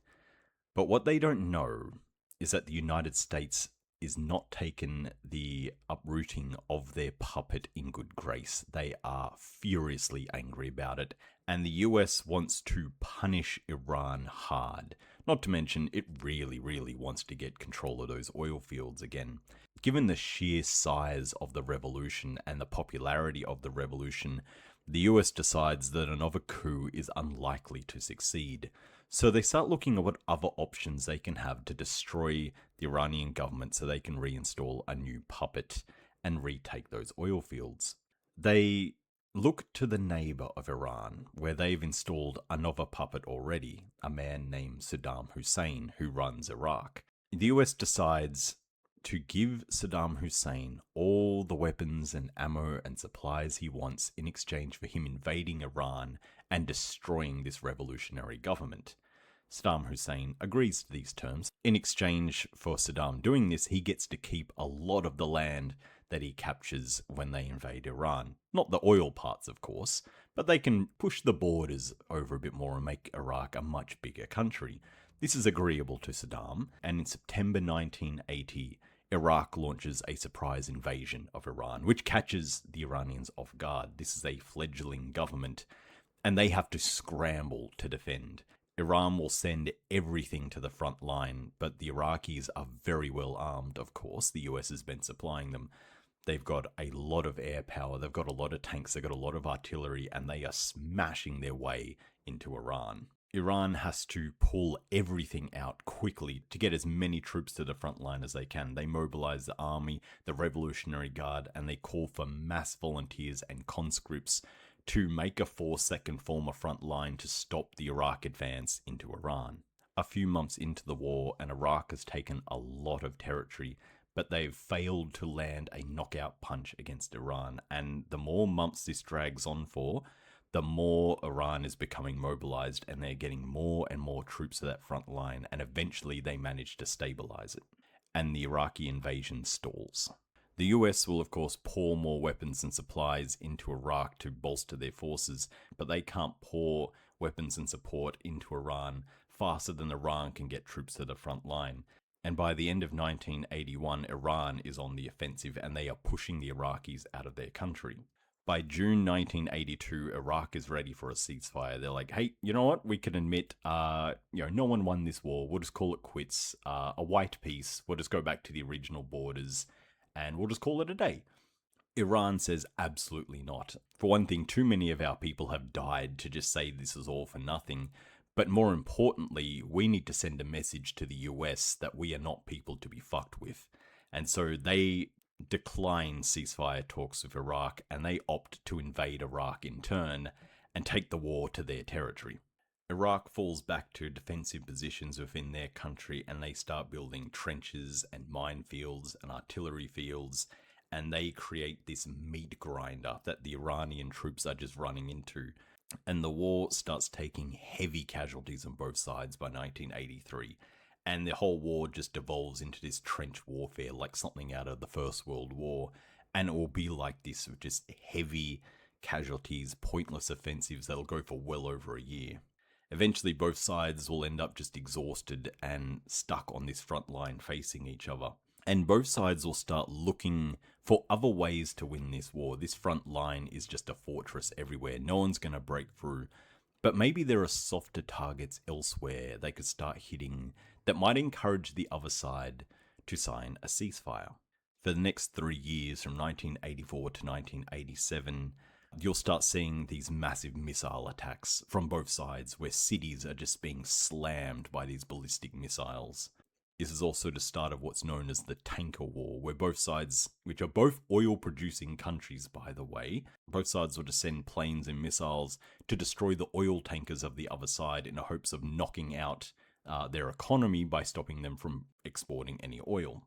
Even though this goes on for 3 years, it really doesn't do much to break this stalemate. By 1988, the US has had enough of this war, which has been going for 8 years now, and they decide they want to help Iraq get a knockout punch. And they start supplying the Iraqi army with chemical weapons, which are designed to just poison the front line and kill all the Iranians there so the Iraqi troops can just roll right over them. This actually ends up proving to be quite decisive, and Iraq starts being victorious in small battles around the front line, and they begin to push their way back into Iran. By August 1988, Iran can see that the US and Iraq are willing to do just about anything to win this war, and they are willing to kill as many Iranians as they need to destroy their government. So Iran decides to accept the ceasefire that's on the table already. That's been sitting there for years at this point. Khomeini himself will call it drinking the poison chalice, because the terms heavily favour Iraq over Iran. The border will change a bit, basically where the armies are all sitting at that point. That's the new border that's going to be scribed into the peace deal. And by 1991, a few years later, the war will formally end. The casualty lists for this war are heavily disputed, as most wars that end in a stalemate between two antagonistic countries. They frequently won't agree on what actually happened, obviously, because they're trying to prevent their own culpability from coming to light. So the estimates vary a lot, but most estimates for this war put the death toll somewhere between 500,000 people and 1 million people. All this for US imperialism. And in the end, nothing was really gained except the devastation of both Iraq and Iran. Overall, however, the war is a win for Iran, because this whole war's intention was to destroy the Islamic Republic and install a US puppet, and it fails in that mission. Not only that, but the Islamic Republic gets a pretty big boost in popularity for the fact that it managed to win the war. Nonetheless, 10 years of war have taken a big toll on Iran, not just in the amount of people that have died, but in the fact that the economy has been devastated by this war. Not just the spending, but the fact that a lot of their oil tankers are now destroyed, a lot of the cities have been bombed. They're not in a great place. So the Ayatollah knows that the top priority now is the reconstruction of the Iranian economy. What's interesting is that the Islamic Republic takes a pretty unique way of doing it. They call a council of a lot of the political groups in the country to basically decide what's the best way to rebuild our economy quickly. As you might recall, this has kind of been a problem that has plagued Iran for a while. They've always been lagging behind in terms of economic progress for their entire history. So the Ayatollah identifies that not only is this a crisis, but it's also an opportunity. Maybe we can rebuild the economy the way we want to. And what they end up settling on is this hybrid system. It's half socialist and half capitalist, and it has a heavy focus on improving technology. It highly emphasizes education for as many people as it can, a lot of STEM education. To this day, you will find that Iran has one of the highest ratios of really technical degrees amongst people, especially amongst women. Things like engineers and architects and things like that. There's a lot of them in Iran. And all of that comes from this particular policy, which is let's heavily educate our population, subsidize education, let's subsidize a lot of public goods, especially hospitals, infrastructure, while at the same time, anyone who wants to start their business will get full support to privatize it as they wish. So it's a really interesting hybrid system, and it works. The Iranian economy will hit a boom for the next 20 years. This will, of course, have side effects and issues. It will not help the housing crisis much, and it will stratify the economic inequality in the country. But it does improve Iran's overall economy quite well, especially in the fact that it is becoming one of the most technologically advanced economies in the world. Something interesting to note at this period is some of the technological fields they really prioritize investment in. One of them is rocket technology, which will of course be very pertinent to this story about 20 years from now. The other thing that they will invest heavily in is medical research. Iran has one of the most advanced medical industries in the world as a result of this particular policy. By the early 2000s, Iran is facing some internal pressures because of how authoritarian the government is. But again, it's important to note the reason why it's authoritarian. This is something that a lot of people leave out of their analyses. They'll just say, this is a very oppressive authoritarian government. And frequently they won't say, well, why are they so authoritarian? It's not just they're doing it for the love of the game. There's always a reason that someone becomes authoritarian. And in Iran's case, there's two reasons to it. One is the long history of political instability in this country, and the idea that you really do need a firm hand at the top of this ladder to keep the country stable, because it is so easy for this place to fracture into various little pockets of power and have power vacuums pop up in this country. That has been an issue that has plagued this country for hundreds of years.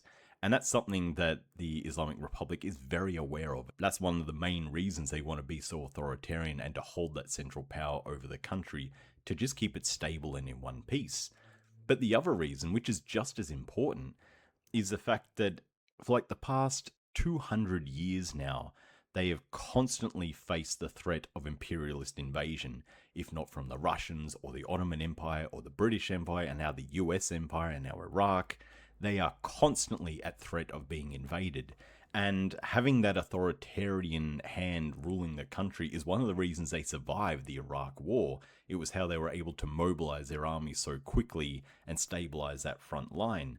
So for a lot of people in Iran, we might not enjoy the general repression day-to-day life, but it is understandable why this authoritarianism exists. And it's not just there for no reason. It exists for very specific reasons to keep this country safe. Whether we agree or like it isn't really the point, but this is why it exists. Nonetheless, by the early 2000s, even the Ayatollah is recognizing that they need to let the grip loose a little bit, because there are already rumblings of people that are very unhappy. There are protests starting to pop up about the repression. And so the Ayatollah concedes that there needs to be some loosening of these rules. They need to loosen up a bit to let people have a bit more freedom in order to keep the country politically stable. The other thing, which I just forgot to mention, is after the Iraq-Iran war, America will never let this go. They had their puppet government, the Shah, kicked out in 1979. They then forced Iraq to invade to try and destroy the country, and they lost that too. After that, the United States imposed sanctions against Iran. And that's always a word that's important to interrogate, because the way Western media reports sanctions, it's always like, well, we're holding up their banking and we're stopping the leaders from supporting terrorism and all that. But that's just the propaganda. What sanctions look like on the ground is when you cut a country off from trade and cut them off from international commerce and cut them off from supplies and everything that they need to import. In Iran's case, that's a lot of medical supplies. This is also one of the reasons why they start developing their own very advanced medical field, because the West is cutting them off from importing medical goods. And this will kill tens of thousands of Iranians. Like, they'll be cut off from cancer treatment, they'll be cut off from advanced medicine that could only be imported. And the US will kill tens of thousands of people in Iran using these sanctions. And it's very important to remember that when we're talking about and using that word, sanctions, that what that looks like on the ground is very, very lethal for civilians. And that is by design. The US knows that if they can kill enough civilians, they can destabilize a country and get that country to turn against their government. That's their logic anyway. And they use that fiercely against Iran. It's also the same thing they tried to do to Cuba by blockading them for 60 years. Cutting Cuba off from all of the imports killed tens of thousands, if not hundreds of thousands of Cubans. And that's what the reality of sanctions are. In 2001, the United States will launch its war on terror and use that as a justification for expanding their imperial interests in West and Central Asia. First, they will invade Afghanistan on the eastern border of Iran. 2 years later, they will invade Iraq on the western border. The US then starts building military bases around the entire circumference of East and West and South Iran, basically surrounding the country in US military bases.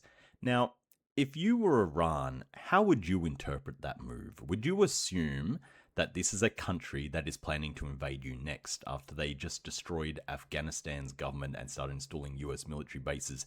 Then they went and destroyed Iraq, which was one of their puppets that they lost control of. So even being a friend of America doesn't matter. The US invades and destroys the Iraqi government and sets up US military bases everywhere. If you're Iran, you would assume you're next. So, what does Iran do when faced with this literal existential threat from the US? And also keep in mind its entire history of constantly being at threat of being invaded by imperial powers. Iran decides that the best course of action they can have to survive the coming assault from the United States is to acquire nuclear weapons. Now, I actually think, given everything we know, that's a pretty rational viewpoint. After all the countries that already have nuclear weapons are never at threat of US invasion. The US would never think about invading Russia or North Korea or China because they all have nuclear weapons. Same with Pakistan and India for that matter. So this is what Iran decides to do. They're going to acquire or manufacture nuclear weapons to guarantee their sovereignty from US invasion. The Western media, of course, immediately frame this as Iran as a rogue state, as a terrorist state. Look, they're trying to get nuclear weapons because they just hate the West and they hate America and they hate freedom and they're planning to use nuclear bombs against America.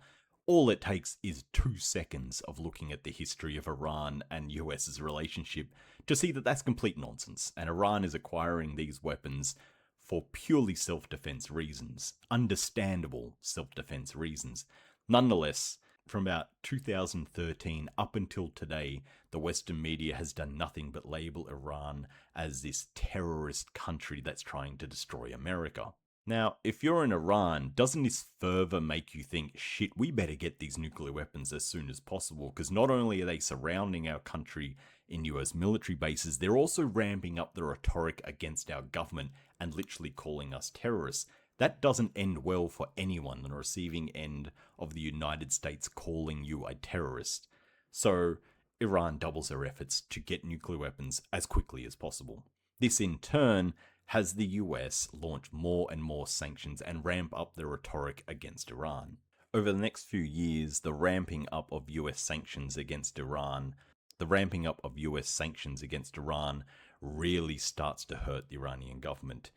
You start seeing cracks everywhere. There is mass unemployment. They have to launch austerity just to keep the economy going.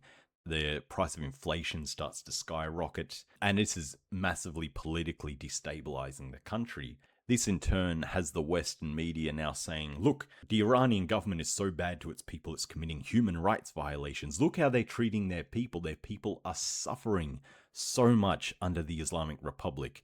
The suffering that is imposed on them by Western sanctions. By 2022, the economic situation in Iran is starting to become dire, and protests start to break out across the country.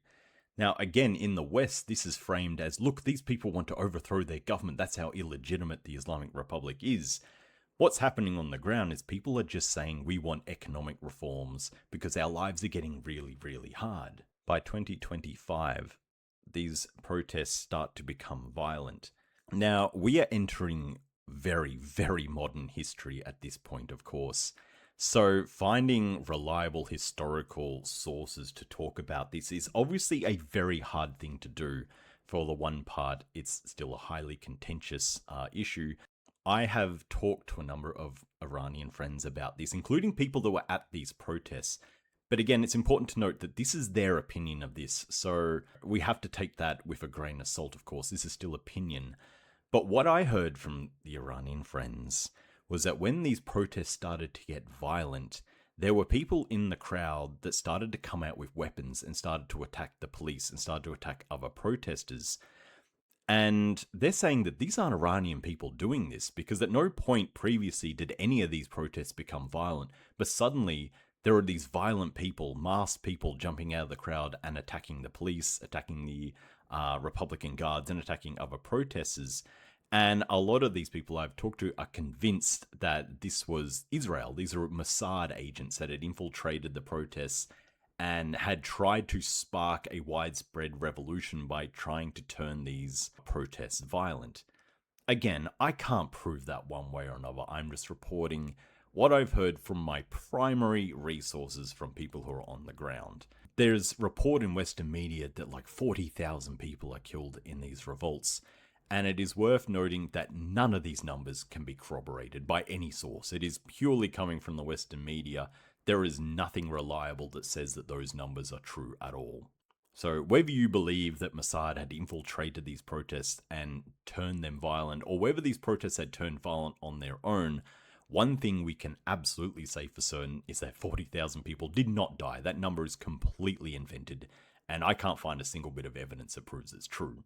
Nonetheless, whatever reason these protests start to become violent, they are then used by the Western media to drum up consent for a war against Iran. The media, I'm sure we all remember this since it was only a couple of months ago, the media starts ramping up saying, look at all of the Iranian diaspora, people who champion Shah Pahlavi and want a return of the Shah. They're not actually in Iran, so what do they know, first of all? But nonetheless, it's interesting that they would want the return of a US puppet when they themselves live in, say, the US, or would directly benefit from the Iranian economy being turned into an extraction and exploitation colony for US corporations. They have vested interests, is a simple way to put that. The rhetoric against Iran really starts to ramp up in 2025 and all the way into early 2026, as I'm sure we all remember. The line that is constantly stated is that Iran is trying to build a nuclear weapon, which it plans to use against Israel and the United States. Now, that was true back in the early 2000s, but I skipped over quite a bit of important history here.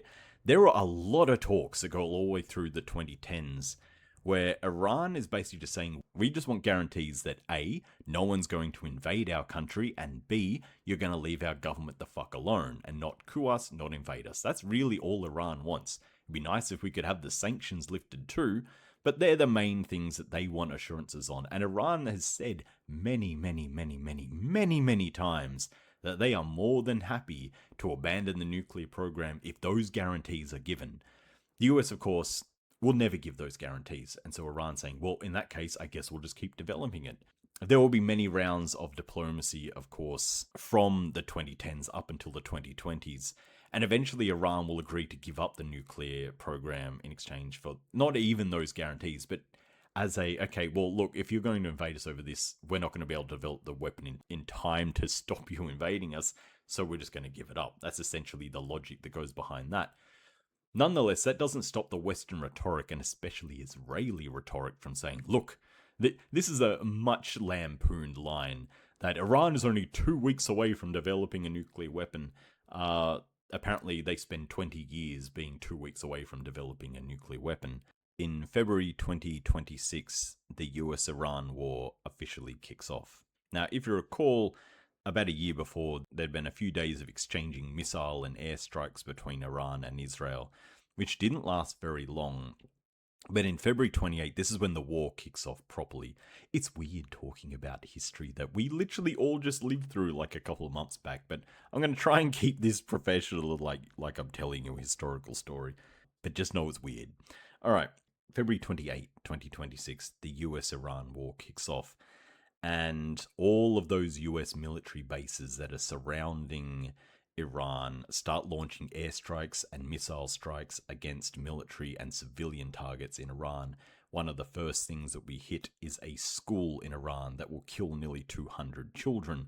They will also hit hospitals, they will hit civilian infrastructure, they will knock out bridges.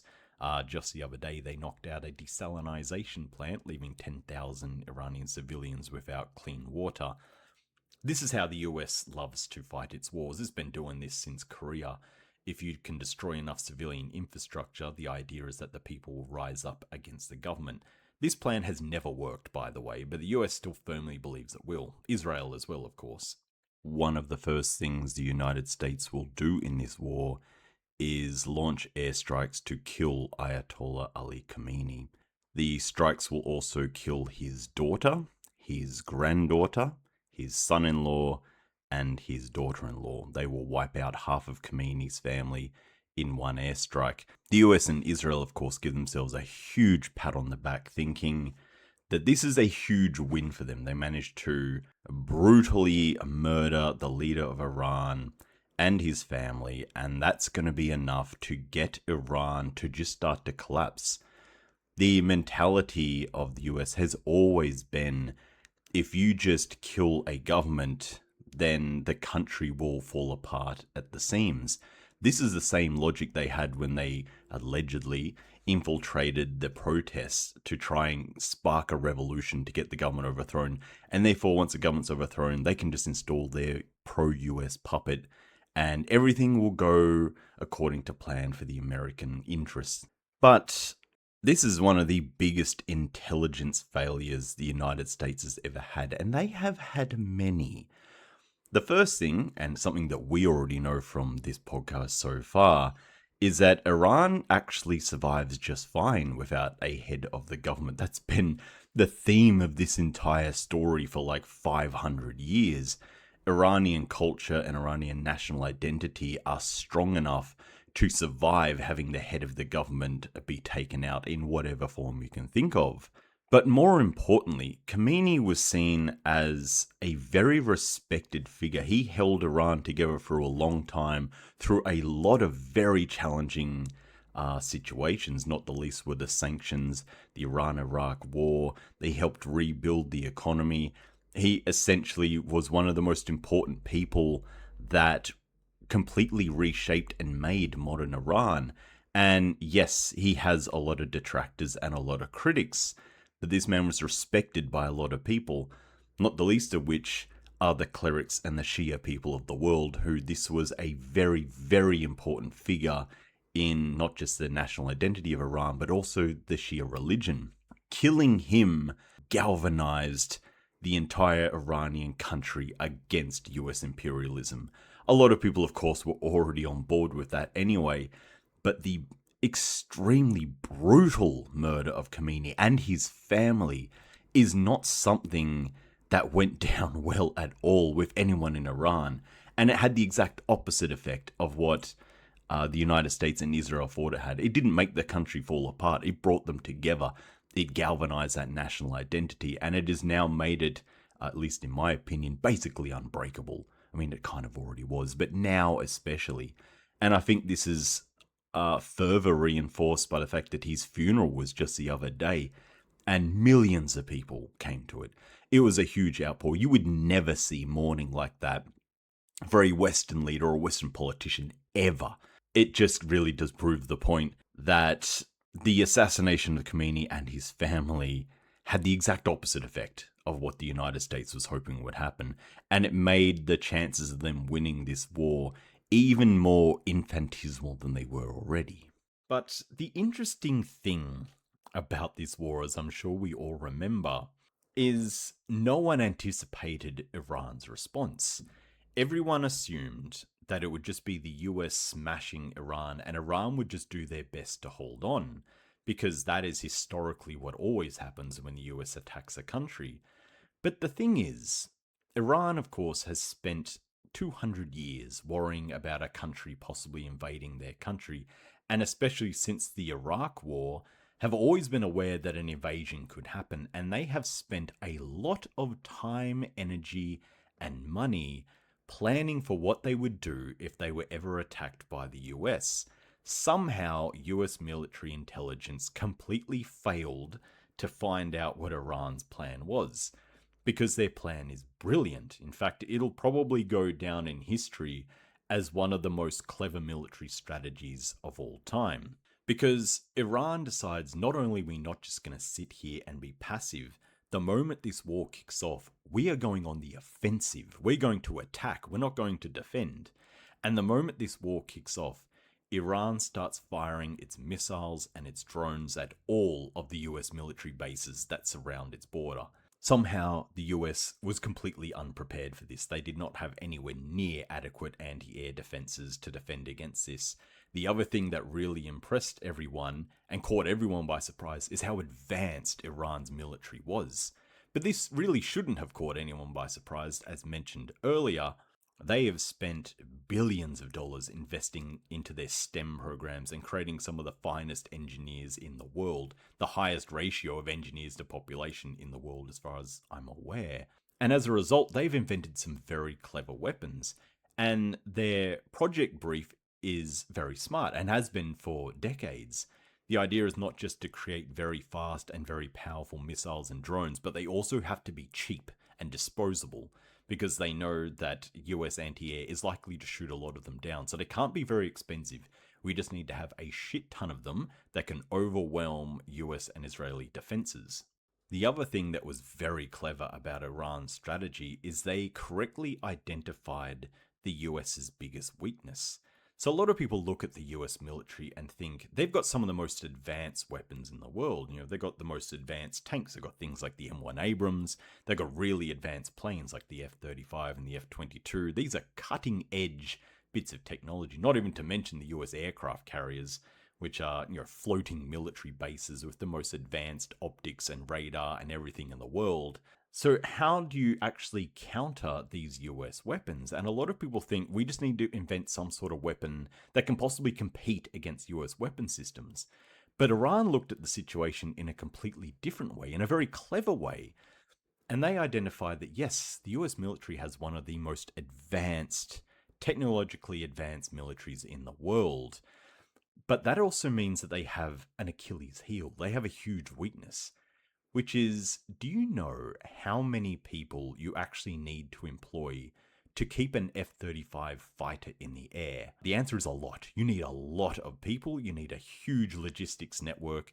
You need a base that has all of the mechanics, all the spare parts, all of the fuel, all of the pilots on rotation. You need to have a constant supply line, a very, very advanced and very thick supply line to keep all of these advanced weapons flying.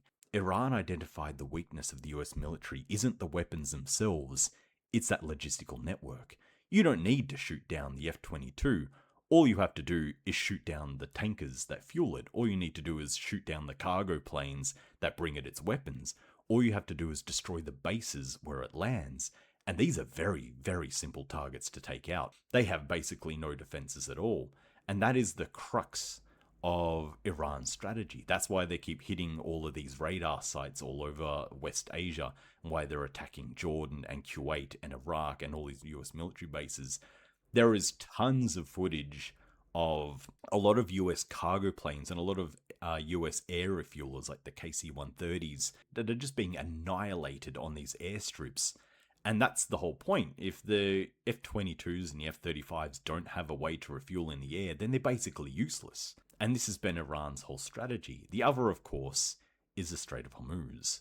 That has been the main talking point of this war since the very beginning, which is that a huge percentage of the world's oil supply goes through that very small strait just south of Iran, because it's where all of the oil, all of the ports, not just Iran, but also Iraq, Kuwait, UAE, all of these massive oil producing countries have their ports on the far end of the Strait of Hormuz.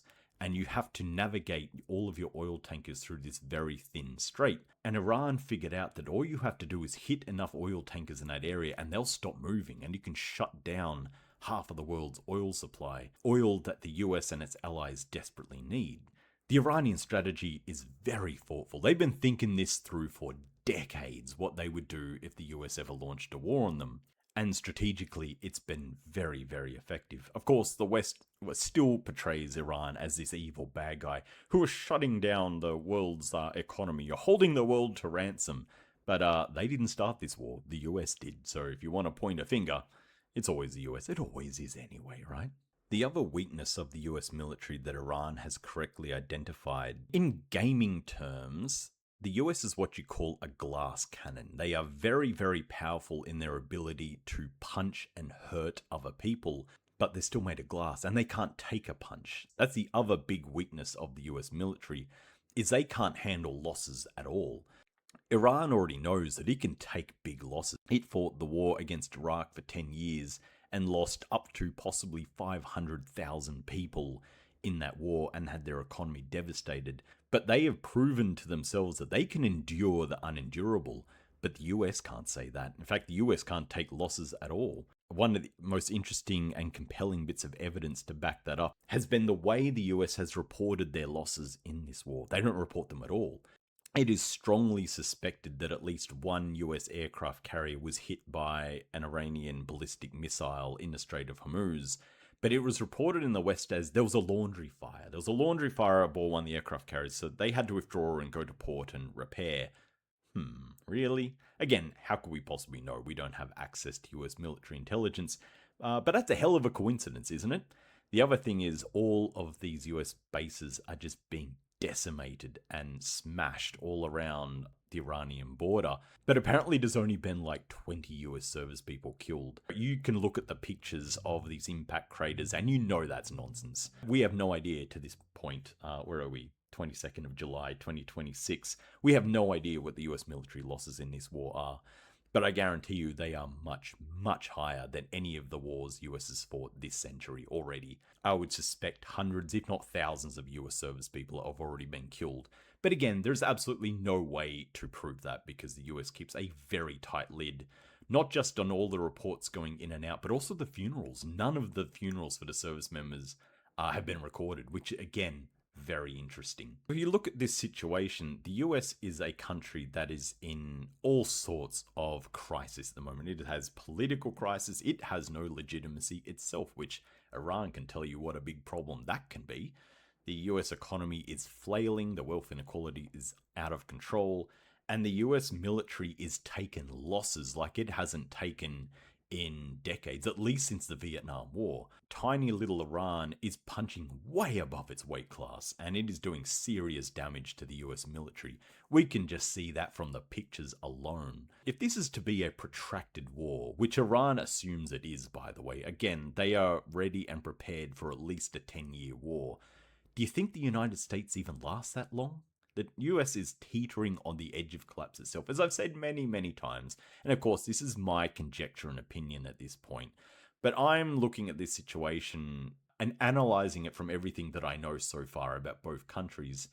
And in my opinion, I generally don't think the US will even exist by the end of this war. This could be the thing that breaks them entirely. But I am pretty confident Iran will maintain. After all, Iran has been a continuous state in one version or another for about, 10,000 years.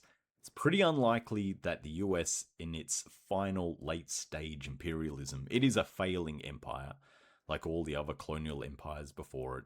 The US is not long for this world, that I am certain of, and I am quite confident Iran will well and truly outlive them. But how many people will die in this war before then?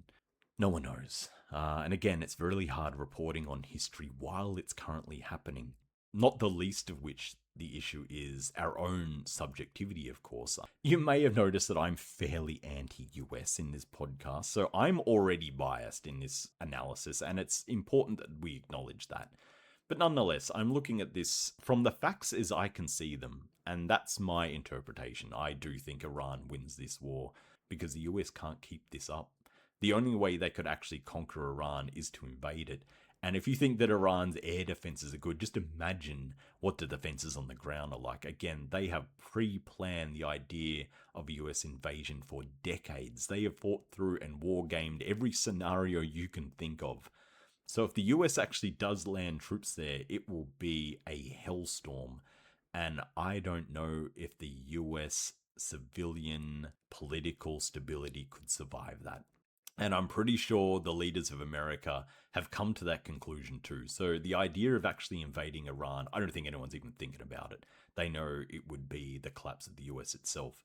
So they're just going to keep throwing missiles at each other until someone can sign some sort of peace deal. But again, Iran's even ready for that scenario. That's what they ended up having to do against Iraq. They are far more prepared for this war than the US is, in my opinion. And it feels like such a shame to end this podcast episode during such a pivotal moment, not just in Iranian history, but world history. This is potentially the beginning of the Third World War in whatever shape that might come about. This could also be the start of the US Civil War. This could be the start of an Iranian Civil War. Who knows? Like, where this goes from here is anyone's guess, but I imagine it'll be quite big and world-changing by the end of it, one way or another. And it's such a shame that we don't know how this is going to go right now. Like, this podcast itself is basically now becoming a piece of primary history because we're reporting on something that is happening as we speak, which, as a budding historian, that to me is very, very interesting. But nonetheless, I'm really sad it ends on this note, and do hope that all of my predictions are wrong. I hope that they just sign a peace treaty soon and everyone can just go back to Reconstruction. The US Empire can go fall quietly into the night and collapse without killing anyone, and a new, more progressive, preferably socialist world arises from those ashes. That's what I would love to see. I think it'll be a lot more messy than that, but one can dream, can't they? Anyway, I hope you have enjoyed this latest episode of the Triploi podcast, and I hope I did the story of Iran justice. I know we have all been waiting for this episode, and I really did my best to report this as good as I could. This has been a really, really hard month, by the way. July is historically a very tough time for me. In my actual day job, this is, end of financial year, which is a very, very busy time for me. I do work in tax. Very exciting. On top of that, we've all caught this weird bug here. Like, it's like a flu, but not quite that bad, which knocked me out for like 2 weeks. So I lost a lot of work, and it's amazing I managed to get this podcast done at all. Not to mention, like, I knew this was the busiest month of the year, and I still chose like this most important subject, and it was one I knew I would ramble on for hours for. A testament to just how passionate I get about this show and how much I really do care about the poll, by the way. You all voted on Iran as the next one, and I honored that wish, and I hope I really did it justice. I really did do my best. Anyway, if you are enjoying this podcast, I'm again going to ask the 3 little favors of you. The first is please go to patreon.com/Triploi and just subscribe to the page. Even a free membership helps me a lot just with visibility. Obviously, if you are capable and able to join one of the paid tiers, even the $2 a month is just a massive help. I would love to turn this podcast into my full-time job. I think this is what I should be doing. I think we can all agree on that. I feel quite confident saying I'm better at this than I am at tax. So this is really where my efforts should be, but I need to make it financially viable. So anything you can do to help, even just becoming a free member, just really helps me build that audience. So that's number 1. Join patreon.com/Triploi. Any tier, it helps me a lot. The second thing is if you know someone in your life that could benefit from some anti-imperialist history, please tell them about this show. Word of mouth is, I think, the best way to spread a podcast, and judging by the fact that we've hit 100,000 downloads, I think that plan is clearly working. So please keep it up and help me if you can. The third is, wherever you've listened to this podcast, just leave a quick review. You can decide how many stars to give it. Just the actual review itself helps me a lot. It just builds that visibility. If you can do any of those 3 things, it means the world to me, and I really do appreciate it. And thank you so much for 100,000 downloads. It is truly amazing, and I promise to do my absolute best to improve the quality of this show and get us to the next 100,000. So thank you so much. Really hope you enjoyed this episode, and hopefully it's given you something to think about.